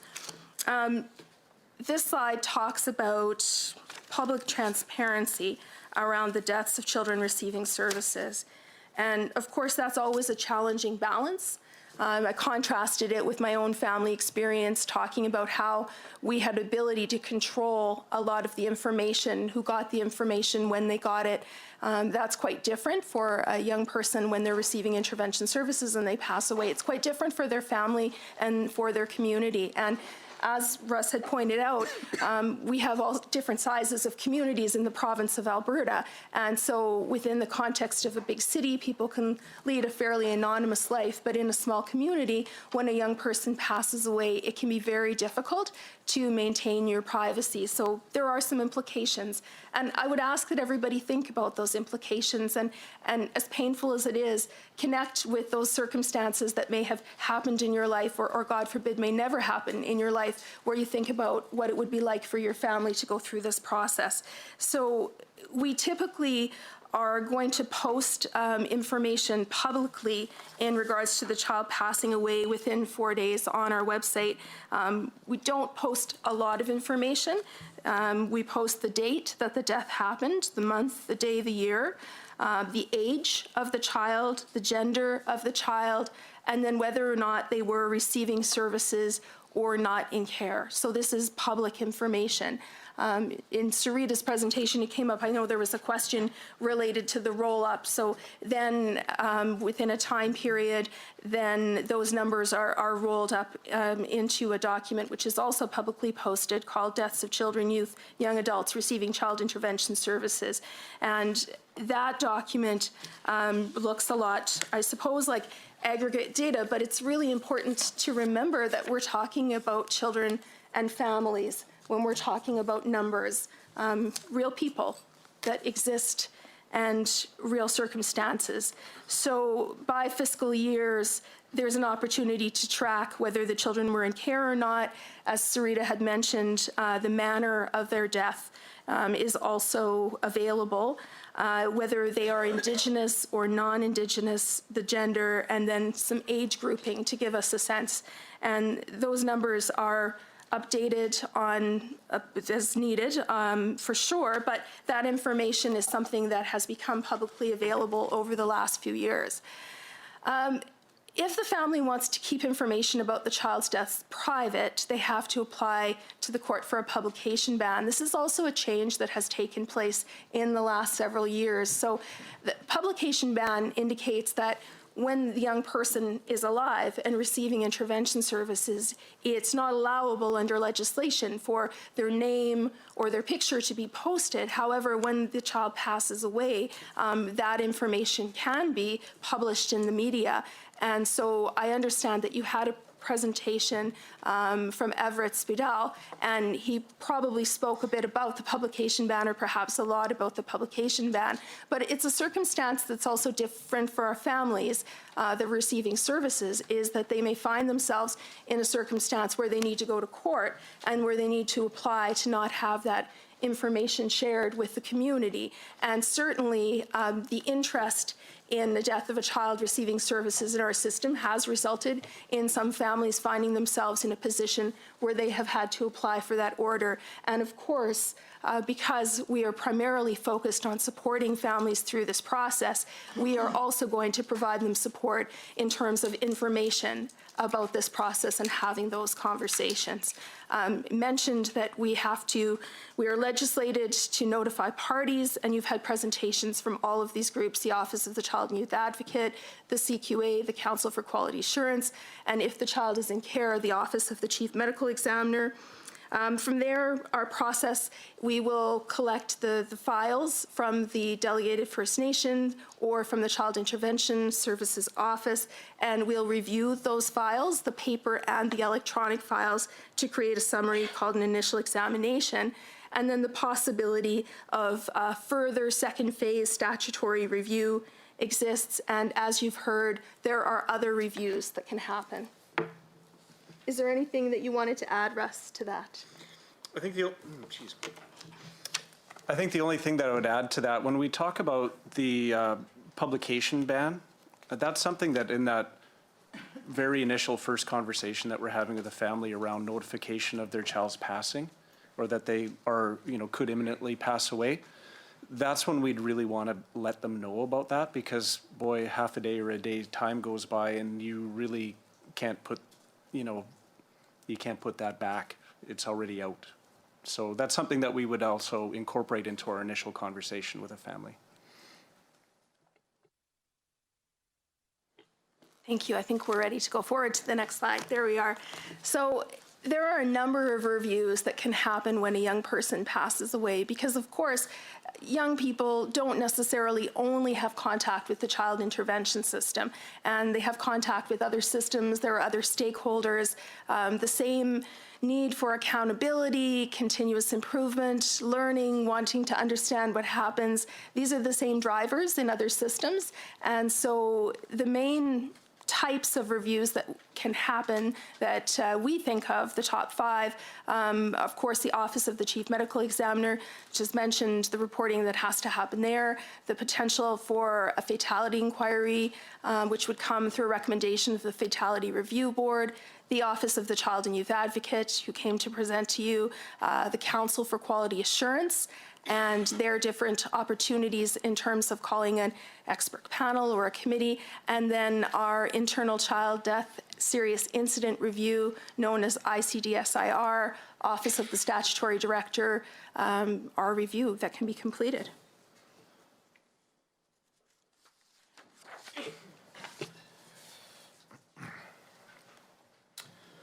Okay.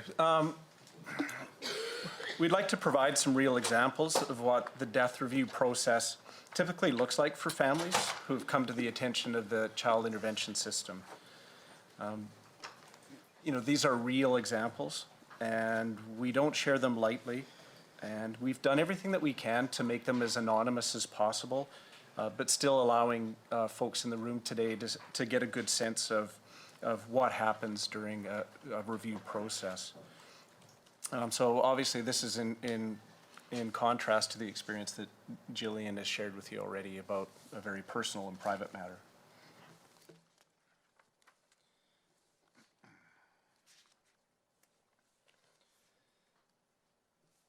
There are a number of review organizations that are concerned for the safety and well-being of children, as we are, to reduce the number of child deaths in Alberta based on their different mandates from ours. However, through the multiple reviews, at various points in time, they're often accessing very similar, if not the exact same information that we are. And that's something that you'll see quite graphically, I think, in some of the other pieces of information that I'll direct you to in a moment. So these reviews typically happen over a number of years, and they also happen, I think, by all organizations in a much more transparent manner than in the past. So again, I'll point that out when we get to the next pieces of information. So while you reference the 4 case scenarios that we've provided to you in your e-binder, we'd like you to not only be, again, reminded that these are situations of 4, children that we were involved with, but they also cross the full spectrum of services to newborn to teen, for children that we've been involved with for very short periods of time, such as just at screening, or children that have been involved in the system for very long periods of time. So it kind of covers all areas with that manner. So I would ask that you specifically look at the first 2 child death case reviews in your binder. So case number 1 and case number 2, they would look like these colored graphs if you are wondering which ones those are.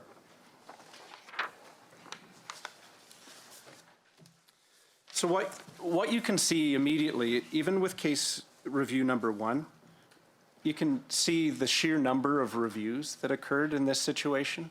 So if you were to put a vertical line, especially very early on in the review process, you would see that at one point in time, there were 9 separate organizations that were involved in a review process of one tragic incident. So through these multiple reviews and across the spans of time, a number of these different review bodies will be contacting the family and bringing them a new process for them to navigate or understand, and potentially to relive the grief. Again, different from what Jillian's friend experienced. That's not something that a typical Albertan would go through if they weren't involved with the child intervention system. I would also like to point out that our Children's Services review process is different than the other reviews in the sense that the other reviews basically are occurring because of the incident. We, though, in a different way, were there before, were there during the review, and a number of cases we're also staying involved with the family beyond the review process, which is different than the mandates of many of the other reviewing bodies. I would also like to point out that families are often not always aware of all the various reviews. So some of these reviews are occurring like self-directed reviews by an organization that does not necessarily notify the family that that's what they're doing. That may come to the family's attention in various ways. And through that review process, and as I've mentioned earlier, these families over time quite often has seen us as a very, important point of support for them. So when these processes are occurring, it's quite often our staff or our offices that are being called to say, I don't know what's happening, what happens next, what should I be doing? very difficult time for families, and our ability to support them through these multiple processes is challenging, to say the least. In this first case, the family that we're mentioning was interviewed at least a couple of times over the 4-year period. And yes, I did say 4-year period. Staff, both in the child intervention world, for our government staff as well as agency staff, were interviewed at least 5 times through those processes. 5 different organizations that conducted reviews made recommendations over that 4-year period.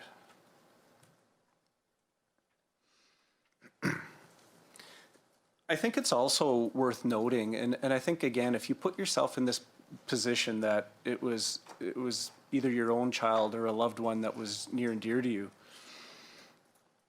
I think it's only natural that at the end of any review period, families are looking for answers.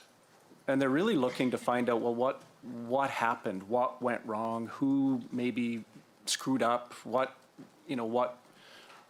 was the issue? What was the problem? But without being an expert on the other review processes and not wanting to comment on what they do, that's their work, not ours. I think it's quite typical, though, for most organizations to conduct a review process for the purposes of continuous improvement and systemic learning. And I think while that's absolutely right-minded, I don't really think that's where families' heads are at. I think families are quite often wanting to know what happened, who could have done something different or better. And if you put yourself in that headspace, it can also look like multiple points of time where you're actually let down or disappointed in a system that was supposed to be there to review and provide you answers. And I think we have to be cognizant and careful about how we manage that information, how we support families through such a difficult time.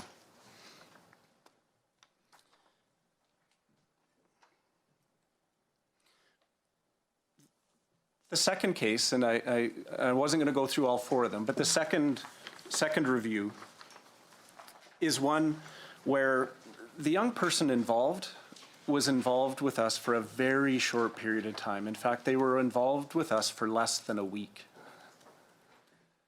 So when you look at case example number 2, it still was not a short period of time for all the reviews to be initiated, conducted, and finalized. So although there is a difference between a young person who passed away with extensive history with us, there is just, much more information to go through in our desire to be thorough. And same with everybody. But even in a situation where a child was only known to us for a week or less, it's quite, I think, an impactful visual to see how long and how many bodies can still be involved in a review process.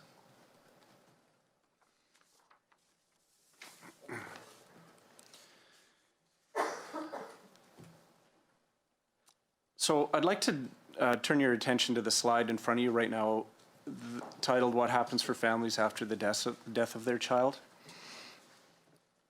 I think sometimes when you actually say it out loud that families continue to evolve, well, of course they do. That makes total sense. Like, why would we put that on a slide? But the way families actually continue to evolve, they evolve in very normal, real ways, such as they might have more children. The child that passed away may have passed away in their care, and there are significant questions, worries, wonders about extended family, friends, neighbors about, is that okay? Like, can they have kids? Should they have kids? We may, in fact, as child intervention, have worries ourselves based on the history that actually brought them to a child passing. Quite often, I think we would love to believe in a perfect world that when tragedy happens in a family, like the death of a loved one, that families then automatically become at their best. I don't think that's always the case. And unfortunately, there's times where families may actually distance themselves from the parents of a young one that passed away, especially if that young one may have passed away in their care. it's a real challenge for us to play that role of being there for support, being there for guidance, strengthening and rebuilding that family network, but also have to play a very important role of assessing and kind of gauging the natural evolution of a family and making sure that's still safe and will provide an appropriate environment for a child's well-being. We also may find, because of the duration of these reviews, we also may be faced with new evidence at times. While we've had some situations where a child passed away at home and it first appeared that that child's passing was of natural causes or undetermined or in ways that didn't look like we should be worried about the guardians. We may learn, though, through one of these reviews or through the duration of our involvement, that that's not the case, actually. And the family that we actually thought suffered a loss through no ill doing of their own actually may have caused their own child's passing, and causes us to totally reassess how we actually interact and become involved and stay involved with that family. And again, a very challenging situation, not only for that family, but for our system overall. I think also, and I'm going to use the example of small town Alberta or a First Nation community, because of the very public nature nowadays of how reviews can happen. I think if you're living in a very small community, I could only imagine what that must feel like when you drive home and pull up in front of your house. You must feel like every eye in the neighborhood is on you. And I think there's times where community members are also very confused because they know stuff, but they don't know everything, nor should they, but they know enough that they might be worried. And today they see you actually out playing with young children that are your sister's kids or you're babysitting or things like that. And they have questions about, should they be doing that? Is that okay? Should I tell somebody about that? What if I'm the only one who knows they have kids now? Very difficult in small communities. The anonymity of the big city is just not there, and Jillian referenced that earlier. I worry about things in small communities and First Nation communities about things that we don't even think about. Like, what about my future employability? What about, like, what do people think of me now? These are the kind of impacts that I believe are not, just self-evident in what can appear to be a very forensic or mechanical process. But these are real people in real families and real communities, and what they go through is impactful.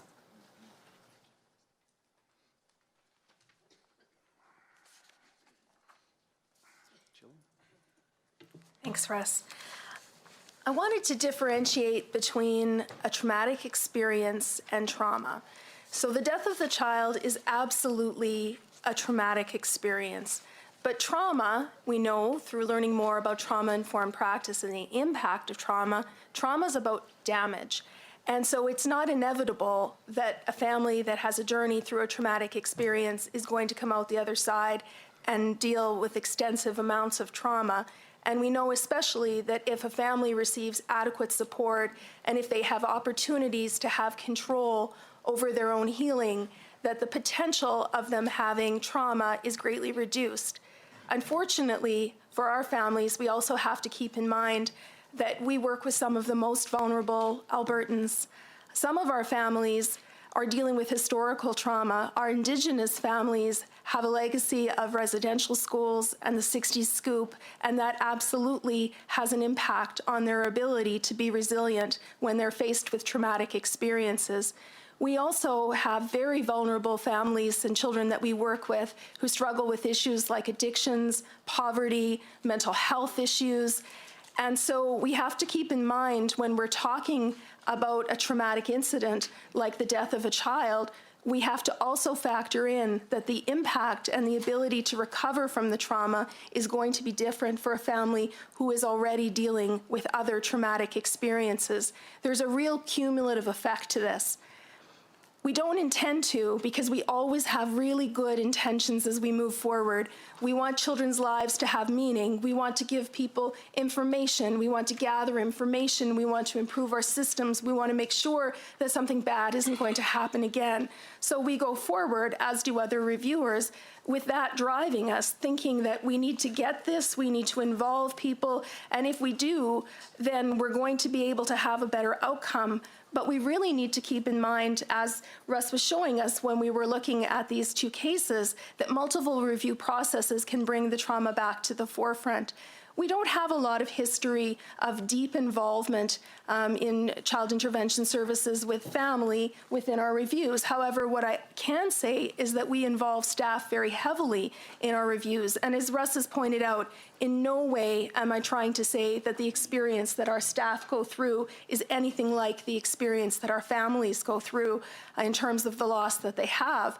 But it can also be a very deep, impactful loss, and there can be grief and loss issues that are hard for our staff to resolve. They have to seek supports from our employee assistance program or from each other to get through the situation. And so as our staff are pulled back into these reviews, their healing journey is interrupted and they have to go back to the event. They're asked questions about it. And so based on knowing that and getting that feedback from staff in the work that I do, I can just imagine just a corner of what it would be like for families to go through that experience and have to confront that loss. It doesn't mean that we shouldn't review situations. It just means that this is something that we have to factor in when we're thinking about the way forward.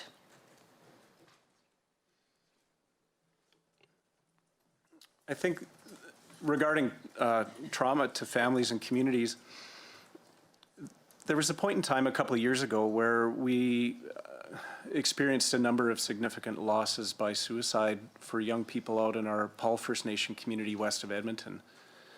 And many of those situations involved young people that had no current involvement with the intervention system. But you can sure see the impact on friends, family, and communities when one suicide happened and the loss, the grieving, the trauma experienced by that community seemed to absolutely just compound itself. One family to the next family to the next family. We poured so many resources into that community of staff time, dollars, support services, and would do it again in a heartbeat. But the need is great when something like this happens, and the trauma is just not just about that singular family. It can impact so many people in so many profound ways I don't even want to try to describe it. And I'm sure many of you in this room, know that as well as I do. So as much as we want to use specific examples to demonstrate the process, those broader community examples are very significant and very impactful, and it can take years before a community, ever truly actually moves forward, or do they ever truly heal from something so profound. I think, unless Jillian has anything else that she would like to add, I would just like to thank everyone here today for listening to us so attentively. I appreciate that the gravity of the conversation is not easy to always listen to and incorporate into one's thinking. But it was very important for us to be able to share this information with you all today, and I would certainly love to open it up to the room for any questions that you all may all have. Good job, Jillian. Thank you very much, Russ and Jillian, and thank you for this important reminder to all of us by sharing your personal experience and stories. I know last night when I was going through the material and looking at all these statistics on the 73 children who have died since 2014, and when I reminded myself that each one of these were actual, real, live children, I saw these statistics very, very differently. So I think it's important for us as a committee to remember that every one of these children have a family. They have people who love them. They've got siblings. They've got whole relationships that are impacted. And I think it's important as well that we remember that many of these family members are watching this process. They're there, they're hearing what we're saying, they're keenly interested in what the committee is doing. And many of those here in the room as well are are hearing these things. And we do have support staff outside for anybody who's feeling that they're a bit overwhelmed by what they're hearing. And I would also encourage anybody who happens to be listening to this to reach out and get support through what can be a very, very difficult time ongoing with this trauma. So thank you for that. And I do have some names already on the speakers list. So let's start with Nicole, followed by Rick. Thank you, Chair. And I want to echo what she had said and how much I appreciate the stories that you guys shared with us today. This is a difficult conversation, and I think it's a very important conversation. And having myself been a frontline worker, I have some experience with what we're talking about today. And just the absolute honor that I had working with families every day and knowing that we're working with them at one of the most difficult times in their life. And so I ask about the dual role that you guys had talked about and that struggle with trying to be the support person for the family when they're dealing with a child death, as well as being viewed as not necessarily, but the body that represents the investigation body. Sorry.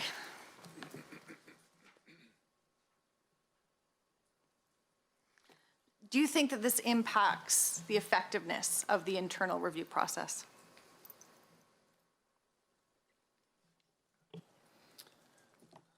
No, I don't. The reason that I don't is because we're fortunate enough in our organization to have people that we designate as, focused on the review process, as far as the file reviews, gathering of information, interviewing folks if necessary, that kind of thing, that are different and separate from the individuals that provided the direct services to a family. So I do know where you're coming from about we still are the face of an organization that a family might be worried about their role in what has occurred. I do totally understand that.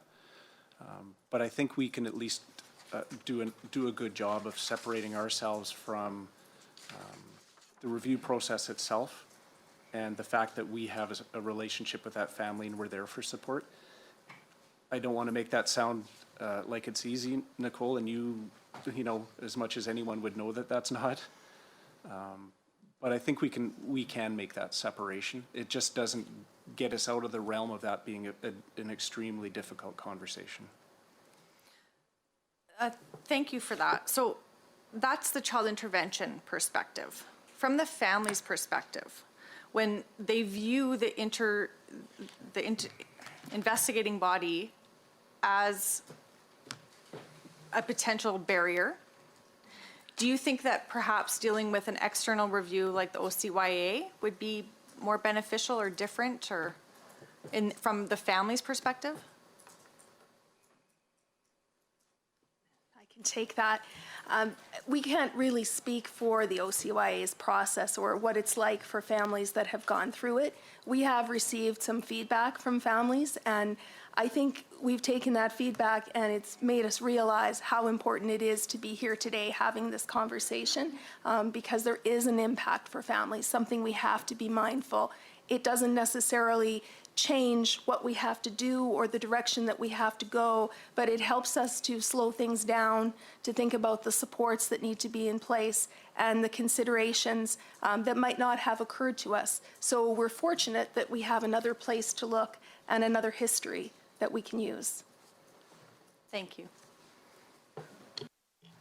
Rick. Thanks, Chair. When you when you get feedback from parents at this most difficult time, do you get any feedback about whether their child in care should have been intervened with earlier or later, or any criticism or comment that way? And I just say that because in some of the information that I've read, it occurs that a lot of the deaths in care happen during a pretty early stage of when the child's in care, which kind of at least leads me to ponder the question, were they in care soon enough? So I guess my question to you is, do you get any criticism or comment about that or the timing of when their child was put in care or received care at this most painful and terrible time when a parent has lost a child?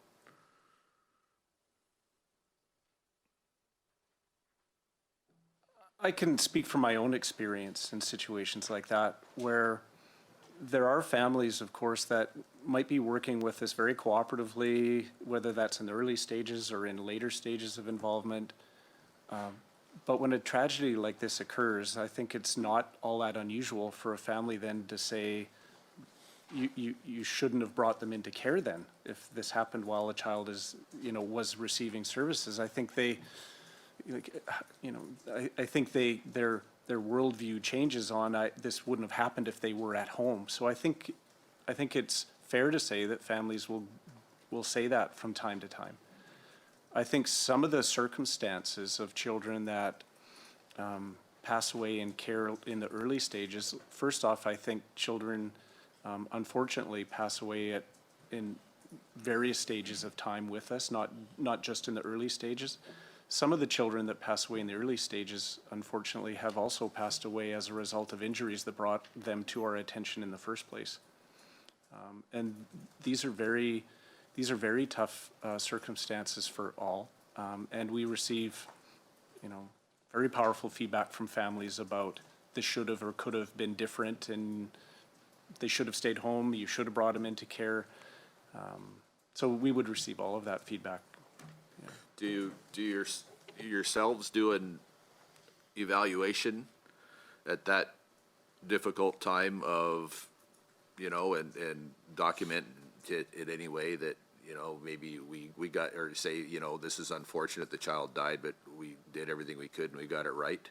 Or perhaps come to the conclusion that we never should have taken the child into care, or taken the conclusion that we should have put the kid in care sooner, or the child in care sooner.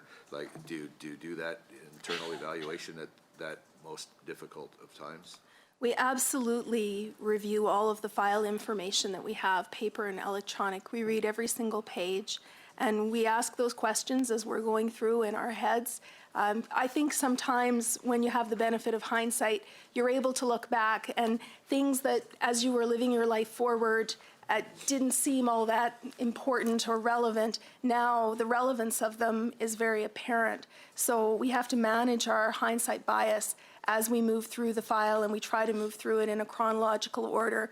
And we ask ourselves what information was available to the caseworker at the time at which they made the decisions that they made, what resources were available, what was going on for them in terms of the thinking, what was the rationale, why did they think that this was a good decision on that day. So I can say absolutely that we do. We look through the child's journey through our system. That's what our file review is comprised of. Okay, thanks. And Chair, I wouldn't want the people here or the workers to believe that I'm criticizing them or second guessing them, because in my estimation, though I've never been in your shoes, I can't imagine what a terrible decision it is to take a child away from their parent or parents and put them in care, or what an agonizing decision it is in some cases to leave the child with their parents, when you wonder, should the child be getting care somewhere else? So so my question really is truly just what I said. Do you do the evaluation and I guess not so much second guess yourself, although if you're the person in charge, I'm sure you can't help but second guess yourself, but rather to say, should we do things, is there room for improvement in how we do things in the future? So you do that. Okay, that's my question. We'll go to Jason, followed by Peter. Thanks, Madam Chair. And I do appreciate, like everybody else has mentioned, you bringing your personal story there. I lost a nephew 7 years ago, so I sympathize with that. In my case, it was a sudden and tragic accident at home, so it was a very, very sudden phone call, and it has a tremendous impact, obviously, on the other kids that are involved, uncles and aunts and grandparents, and nobody more than the parents, of course. And so with that context in mind. I guess my question is, with our family, it was pretty open and shut, the accident that happened, lots of witnesses, and the process that they had to go through, the parents, was fairly quick. Yeah, I'm sure it didn't feel quick to them. I sat with one of them during their interviews with the police and those things that have to happen, and it's tough. So I guess, and closure for them, it will never come on the child side. But it was very important to end that process for them, as far as the legal side of the process, to be able to, in some way, be able to move forward with the rest of their children and with their life. So in that context, I just want to ask the question, do you think that, from the family perspective, that having 5 entities, doing reviews and investigations is problematic? Would it make more sense to have fewer and have it more centralized, and to be able to, not streamline it in a way that we weren't effective in the review, but that we were, moving things through in a much more streamlined process to work with families that are involved? Thanks for your question. I think that I would bounce it back. It's my understanding that one of the tasks that the panel has before them is not just in terms of strengthening our child death review process, but also in terms of streamlining that process and considering if there are efficiencies in terms of gathering and sharing information that we haven't taken advantage to up to this point. So I look forward to what recommendations come out. And that's a fair response, but at the same time, you have much more experience dealing with families that have been involved in this process than I do, or most people on this panel, and will continue to have more experience dealing with that than I ever will. So I do think that it would be fair that you may have an opinion based on watching families go through our current system on whether having a more centralized or streamlined process would, in many cases, make things easier on the family that's involved and still be able to effectively do the job that it has to do. Somehow I got tapped with answering this one.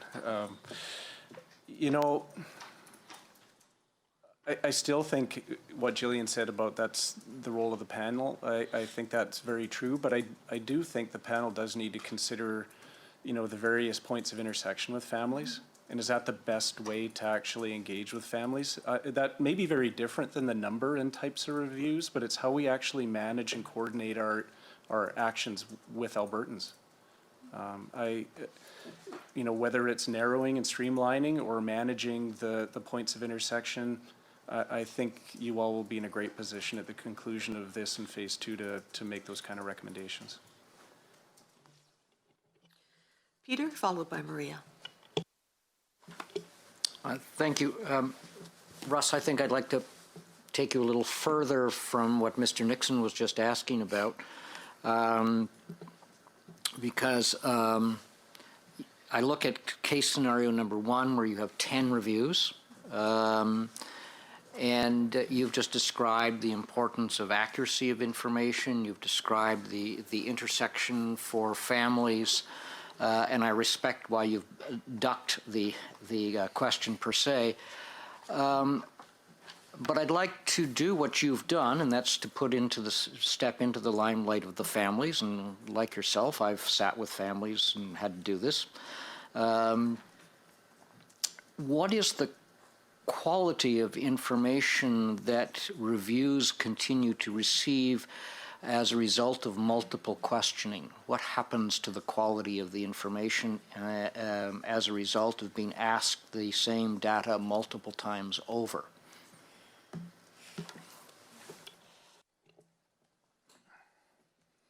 You didn't have an easier question than that, Peter. Okay? No. I think probably in the most review process, if you're talking to anybody and asking the same question over a number of years, no matter how hard you try to be absolutely perfectly accurate and put yourself back in that place and time and answer the question correctly, you run the risk maybe of the integrity being somewhat different. I can't speak to saying that confidently that it isn't. These experiences are so uniquely powerful for families. They may actually remember that information as if it happened the day before. In fact, they probably wish they didn't. So I'm not sure how to answer that. I can't totally put myself in their shoes.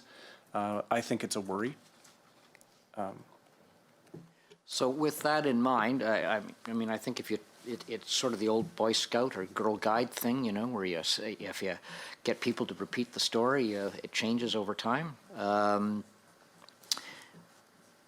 We now have about 2 years' experience with the publication, the revision to the legislation regarding the publication ban. How is that working from the family perspective, where the onus is on them to seek privacy as opposed to the onus on other parties to seek transparency? How is this working for the families? Jillian might have more to add on this, but from the circumstances that I've been a part of, Peter, and keeping in mind that I'm not responsible for the entire province nor have been over the years, I think the process has worked quite well. I think we're there for families so immediately, talking to them about their options and supporting them through the process of a publication ban. I think it's working. It is, you know, it's the trade-off between our intentional behavior to be transparent and Albertans' right to understand the inner workings of our organization. And I think we, as an organization, truly believe that. I think at times that works quite well for families, for it to be open and out there in public, because they want an opportunity to tell their story and make it real through the use of names. I think in some circumstances that is absolutely not the family's desire, and that's probably it's probably working for those families as well, with the support that we offer and provide to make sure that we get a timely publication ban that they access, and we support them to do that. That's just speaking from the situations that I've been a part of. I think really all I can add is that I haven't interviewed families about it, so I don't know that that information has been gathered. I think that there's potential as you move forward in your process that people are going to speak about that. And I think the right people to speak about it are the people that are in the experience and dealing with it. So I anticipate that potentially you'll get some feedback. As it stands, it's the law we currently have, and so we operate with the law that we currently have. And it wasn't the way things were a few years ago, as you acknowledged, Peter, and it may not be the way that things are a few years from now. And this today is an opportunity in terms of figuring out which is the correct way forward for Albertans. Maria, followed by Greg. Thank you for your presentation, and it certainly touched some chords with me. When I look back at all the different processes, I kind of wonder about why all of these processes were added. I mean, if there was a process to review, and I come from over 30 years in the corrections field, and there were certainly lots of inquiries, reviews, and several times there were another review added to address the process. Personally, I didn't think that another review affected the outcome. So I guess my question to you would be, what were the contributing factors to add additional reviews?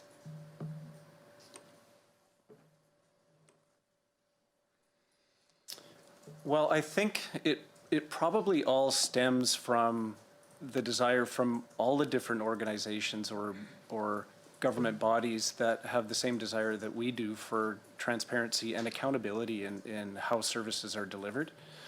I think everyone sees that as their responsibility. When we look even at the first case example that I referenced briefly, that was a situation where a child actually passed away from an accident in the community. Mm-hmm. And look at the number of reviews that took place. Yeah. And you can see in that example where the municipality was one of them. And I think the municipality wanted to be able to demonstrate to the public that this was a very serious and tragic event. They wanted to make sure that if there was any opportunity to learn from that, prevent future tragedies, from occurring, that they wanted to review their processes. And I think every different body that you look at in that chart would probably do the same thing and say, we want to make sure that we do our share in preventing any future occurrences. What that translates into, though, is multiple reviews. And I think that's, I'm not sure what else I could say about that. That's where it lands us, really. Okay, as a supplementary, my experience, again, it's with another department, is that, yes, all of those reviews may add in a particular case, but what it does, or what it did in my department, was it delayed the whole process of actually addressing what happened and how to prevent that from happening again for years. And things could have been put into place immediately, but because the process had these additional reviews, it delayed the implementation of things that probably could have had a much greater impact right off the bat.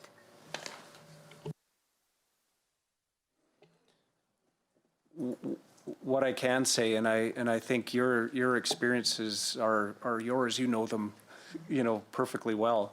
I think in our world, I know that there's been certain circumstances that maybe led us to be concerned about things around, they could be about where like how children sleep safely. They could be lots of different things. And I believe our organization has taken strong action immediately and quickly to make sure that we've done what we could to learn and act from things that came to our attention early on that did not require waiting for the full extent of a review. But I appreciate what you're saying, and I think maybe there's times where what you're expressing is absolutely valid. And I'm sorry I can't speak to that better, but I'm sure that's correct.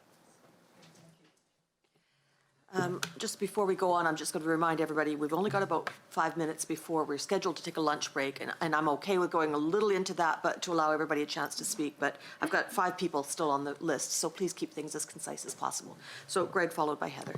Thank you. I will try to be as brief as I can.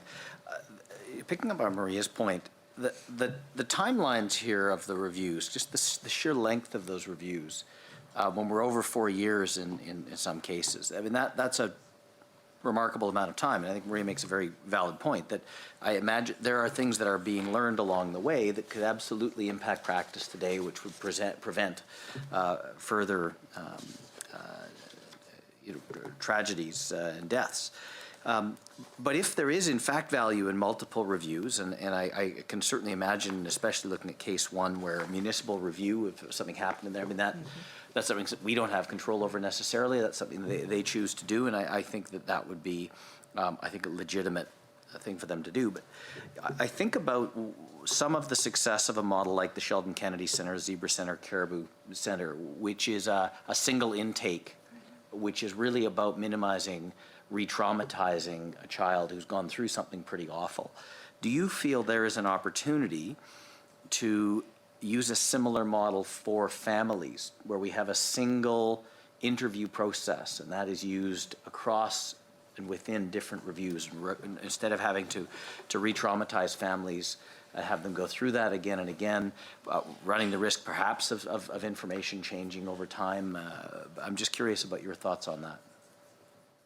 I think you just answered your own question. It's one of those things that you are going to bring to the table and that you're going to explore. And what I really appreciate about it is you're really reflecting on a lot of the things that we've talked about. Let's think about the families. Let's put them at the forefront and consider process and what we need at the end, but also consider their rights and their needs.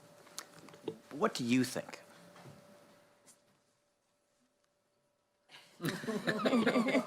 I'll ask both of you to answer that question.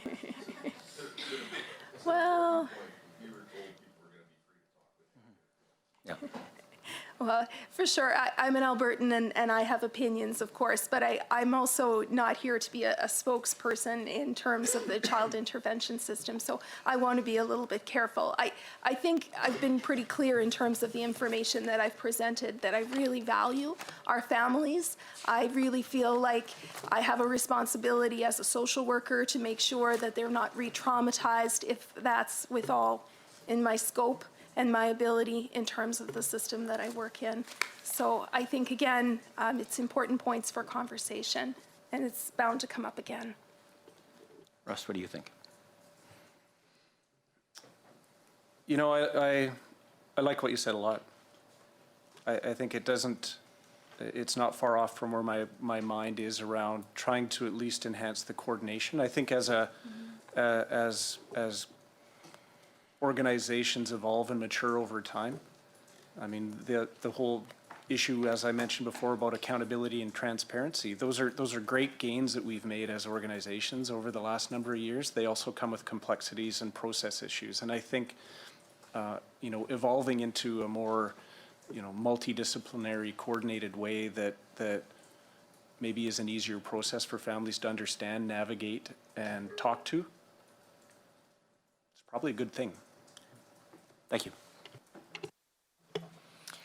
And just a reminder, as Rick has said, that we're hoping that this is considered a safe place where you can speak freely without any fear of any negative repercussions. And just to say that as a committee, I know we do really value your expertise and your input. It's important for us to hear that. And I'm getting a sense from what the committee are saying that they would like to have you freely express what you do think, because it will help us in our deliberations. So going on, I've got Heather followed by Bruce. Thank you, Chair. I'll try to be quick. So I too have some concerns around the length of these interviews or reviews and how many are happening on specific files. If we're looking at like family-centered practice and best practices, I guess for me, my question would be, is that how does having 8 or 9 different panels reviewing the family as a family instead of just a file demonstrate best practice for how we're working with families?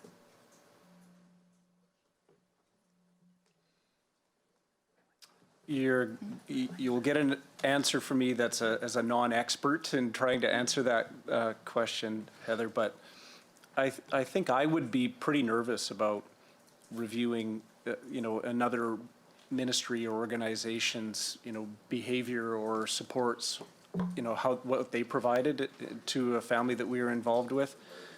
There are, you know, we talked about the 5 main ones. There's also other bodies. There's occupational health and safety and things like that. And I would not want to, you know, try to minimize anybody else's expertise or their value towards an end product.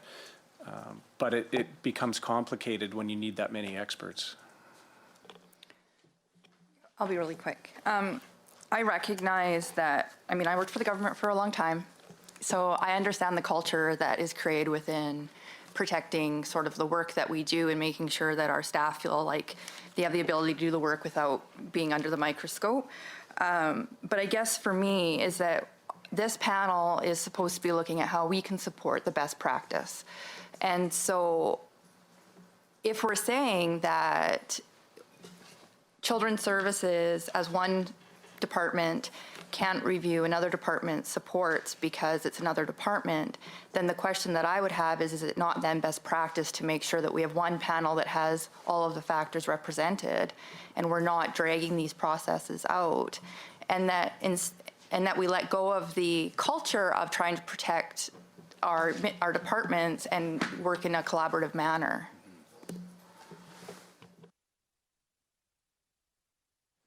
So I just wanted to go back to an earlier point, because I think you make a very good point, that there is potential for efficiencies if we work together. We've talked about the increasing importance that we have in the understanding of collaboration, and that there may be places where there are connecting points between different systems where information can be shared, so that there are points, and we think one of the points worth considering is the family involvement piece, where possibly we have different mandates, all of the different groups that are going to be doing their own reviews, and we may not be able to cover all of the same ground, but is there a place that we can work together where we can come together? I think it's definitely something worth exploring.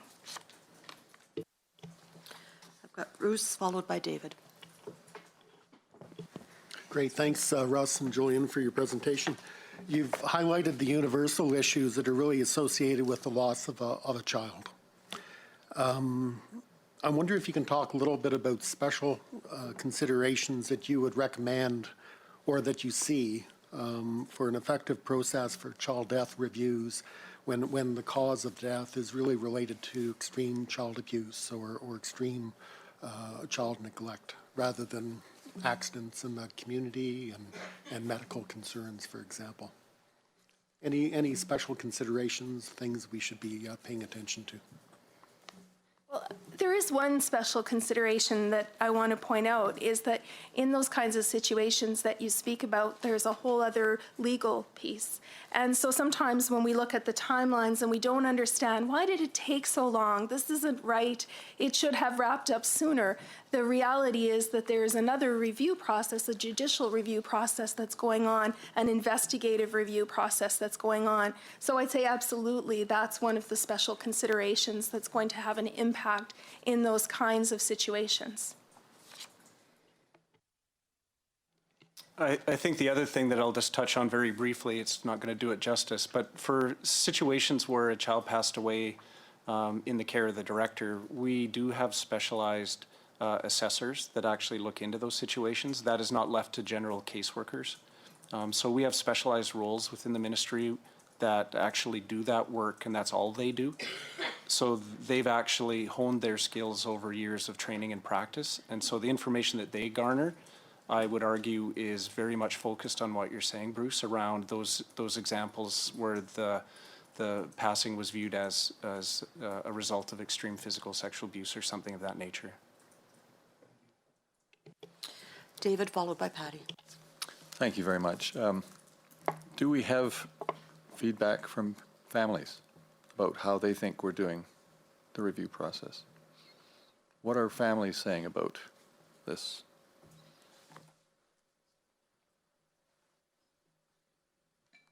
I think I can't speak to a large, grouping of feedback that we've received. Like I answered earlier, I can really only speak to my own personal experience over my years of practice. And on a case-by-case basis, I think it's mixed.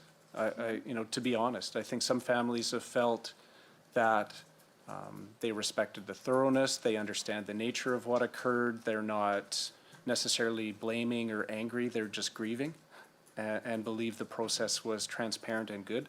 There are other families that I think believe that somehow we've kind of, set up a review process that is very insular and private and didn't do them justice.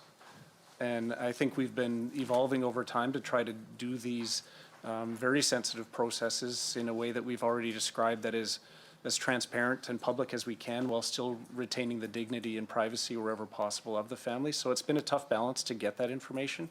And some families are not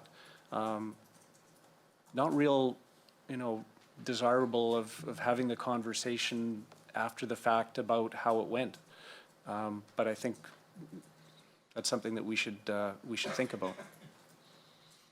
That was going to be my follow-up. Should there not be a routine, at least opportunity, for family feedback on how we're dealing with the death review process? Thank you. Patty? Thank you very much for your presentation. I very much appreciate it. You have a slide that talks about historic trauma, and we know that one of the domains around historic trauma is hopelessness, helplessness, and powerlessness. And that comes from a legacy of governments doing things to families without voice. And so that's just the context. So when I look at these reviews and the timelines, most of this is paper review. Most of it. When I see the child advocate, in every one of the boxes of the child advocate, they are doing interviews with the family. I think while I appreciate the discussion about re-traumatization, and it's important, and I take that, I also feel reviews that happen outside of family voice and family participation and families' capacity to shape recommendations that come from reviews smacks of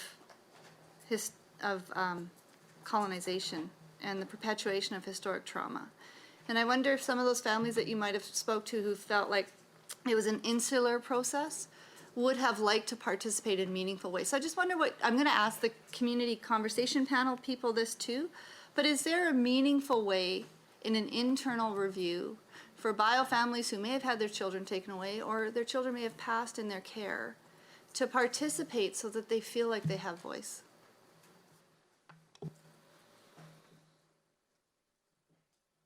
I think it's going to be a worthy conversation for the community conversation and for the panel to contemplate, because I think for some families, you know, and I'm basing this on a small number of examples in my own experience, but I think some families feel that they've been talked to too much, they've been interviewed too much, we're still there too much.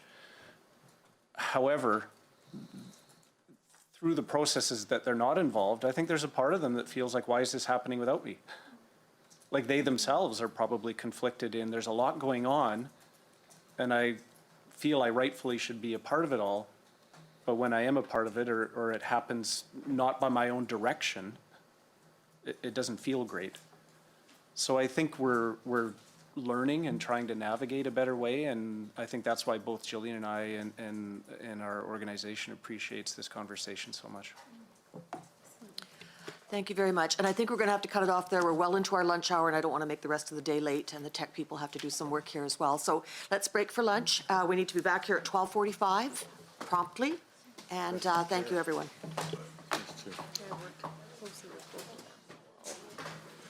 Steinhauer from the Blue Quills First Nations College, Cheryl Whiskey Jack from Bent Arrow Traditional Healing Society, Terry Pelton from the Office of the Child and Youth Advocate, Julia Mann Johnson from the Alberta College of Social Workers, and Elder Will Campbell. And this will be a panel discussion followed by questions afterwards. So I would invite you to please go ahead. Thank you. Thank you very much. And just so we're testing, can you hear me all right on the microphone? All right, perfect. So good day and welcome to the community conversation part of the agenda. Just to make sure that we're all on the same page, I'll just start before we kind of get into the conversation with our purpose, and we'll do some introductions. So the purpose of this part of the agenda today is to have a conversation with our 5 community members with experience with families and communities in the child death review process. Through this process, we hope that we can, learn from and build empathy around the review process, particularly with the effects of trauma for families, service providers, and communities. Ultimately, our objective for today is to provide an opportunity to share perspectives and, again, build that empathy for families involved in the child intervention system who've lost a child or youth, and we're, again, relying on the knowledge and experience of our community members as part of that. So in terms of getting to know us up here at the front of the room, my name is Damien Travers, and my role here today is to facilitate the conversation amongst our community members. As part of facilitation, there's a few pieces that we see as important in that. One is making sure that we're providing a neutral, safe presence that will enable a conversation. The other side of that is making sure that we're keeping track of process and honoring the commitment made by our community members here today. And part of that is also to help keep our time here together as effective as possible. With that is my role, and certainly you're not here to see me speak, we're here to see our community members speak. So I'm going to open it up for introductions from our community members, and perhaps we'll start to my left. Just name, role, and a brief background that brings you here today. My name is Will Campbell, and I work with Native Counseling Services. And my background is I'm originally from northern Saskatchewan. been in foster care since I was approximately 4, and grew up in the system, and from there graduated into the next system and carried a lot of historical trauma, as well as trauma that was a result of what I'd come through, and eventually found my way of healing through elders. But I came to my people, who are the Cree, and because I'd lost my language and the situation that I was in as an addict and other things, I wasn't really supported to start learning the culture or the ceremony. So I went down into the States, where I was accepted in their culture, and spent many years with the Lakota Sioux. Then came back and spent time with the Anishinaabe, because when I wanted to change my life, when I reached that place, I sought that out in many, many tribes. Because for me, with the loss that I'd gone through in terms of language, home, family, all of that, is that it took a lot for me to accept that I wanted to change, but also it took a lot for me to reach that place of comfort. And then coming back to my community and working as an elder. So I take the term elder very, very differently in terms of how it's used today. I accept that elder is a terminology everybody uses, but I'd rather consider myself a helper in my community. So thank you. Good afternoon. My name is Cheryl Whiskey-Jack, and I am the Executive Director of the Bent Arrow Traditional Healing Society. I've been there for about 22 years and have a lot of experience working with families, kids and families who've been served by the Child and Family Services. Hi, everyone. My name is Julie Mann Johnson. I'm the professional practice lead with the Alberta College of Social Workers. So my role there is kind of 2 pieces of work. One is supporting members in terms of their professional practice and development, and the other is engaging in public advocacy. I'm also a sessional instructor at the Faculty of Social Work, where I really kind of focus in my teaching and with my students on things like anti-oppressive practice, really looking at vulnerable populations and how do we ensure that we don't further marginalize them, looking at decolonizing practices and those kinds of things. However, first and foremost, I'm a mom and a stepmom to 4 beautiful stepdaughters, and 2 stepdaughters, 2 daughters. And so really kind of, particularly when we think about the things we've talked about this morning, that's kind of, I think, what's the first thing that brings me to this table. So thank you. Greetings. Thank you. I appreciate being here today. My name is Sharon Steinhauer. I'm team lead for social work education at Blue Quills, which was a college, First Nations college, now is a university, and it has both a Dene and Cree term in its name, so it's a little bit complicated, but it's University Nu Heloten Thayotsin Nistame Magana Blue Quills. And we're owned and operated by 7 First Nations in northeastern Alberta, and situated in a former residential school. So I've been there about 19 years in leading social work education and development, and addressing trauma in the curriculum, in the community, whatever ways we can. Thank you for having me here. Good afternoon. Thank you for having me. I'm Terry Pelton. I'm from the Office of the Child and Youth Advocate. I'm the Director for Legal Representation for Children and Youth, as well as the Investigations Program. I started as a baby social worker in 1987, so this is my 30th year in child welfare in some capacity.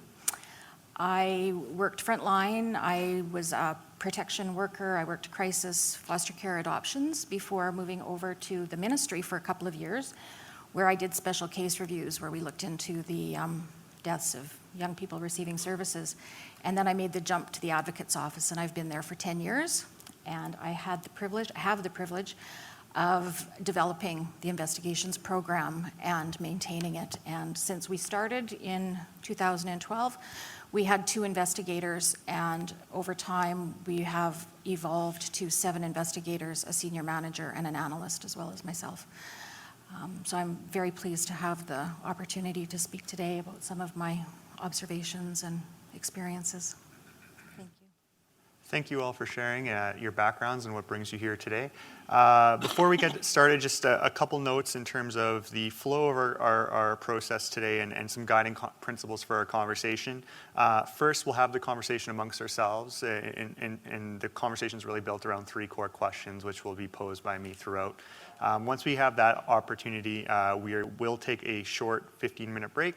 We'll come back, and then we'll have the panel with the opportunity to ask questions of clarification. For the panel, I would ask, just so that we can keep the flow of the conversation and we can really honor the perspectives being shared. If you do have questions, please write them down and reserve them for that question period. That would be fantastic. Thank you. Once we have that, we'll turn it back to you for final thoughts on the day after we go through the questions. Does that sound good? Alrighty. In terms of guiding principles, these are things that many facilitators bring into many conversations.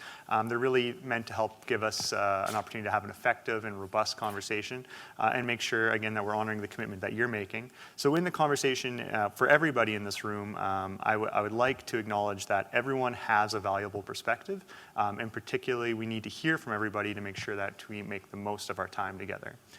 Everyone here should hear and be heard. So I often talk about that being respect and participation. Participation both actively and passively. So when I say passively, it's when you're listening and reflecting, and when it's actively, it's when you're sharing your perspective. I ask that everybody in the room temporarily unhinge from their distractions, which is easier said than done nowadays, particularly because we bring these things with us.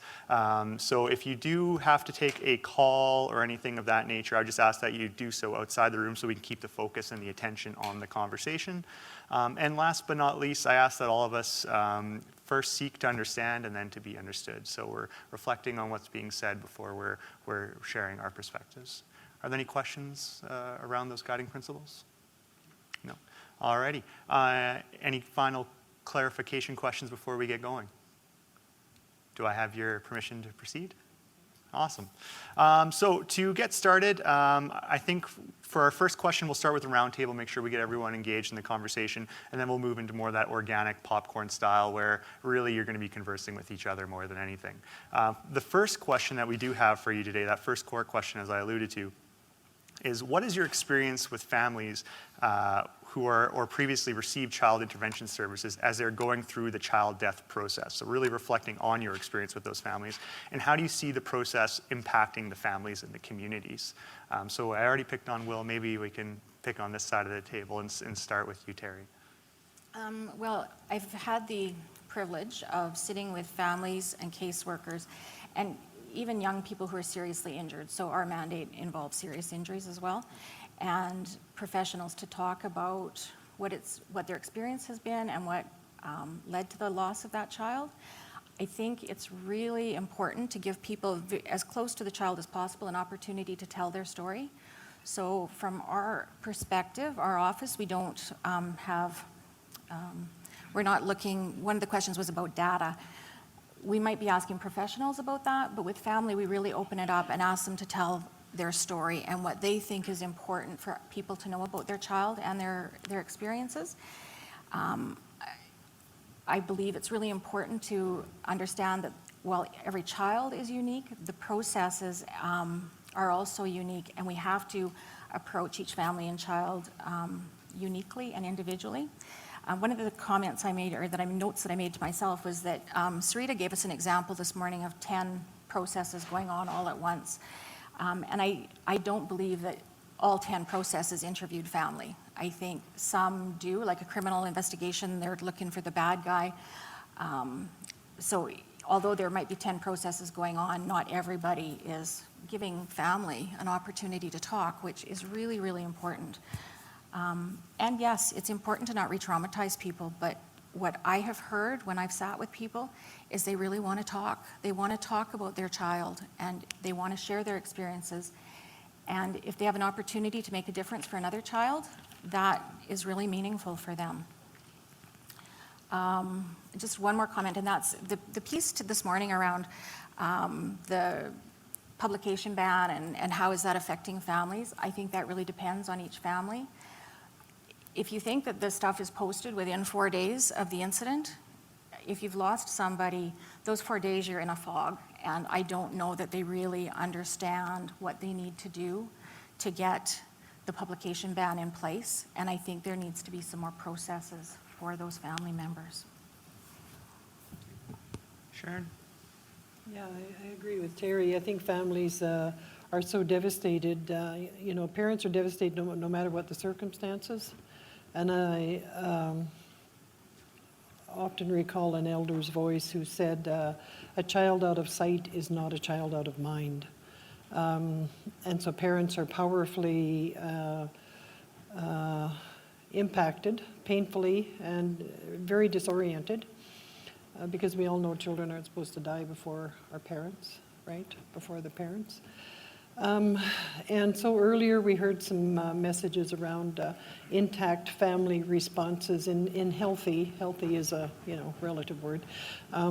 We know how to come together, mobilize support, and help each other through a very painful process. But my experience has been with families and traumatized families is they don't know how to step into that place.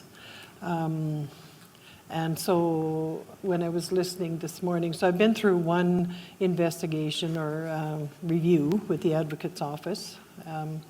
And most of my work has been with families in the community. And so families are often feeling that it's really all about the child, that they're only in the process because the interest is on the child, but who is there for them? And the lack of support sometimes for families, we assume that they know where the support is or how to get the support, or so I worry about the resolution, the restoration, the healing that needs to occur with families. It sort of seems to end once the investigation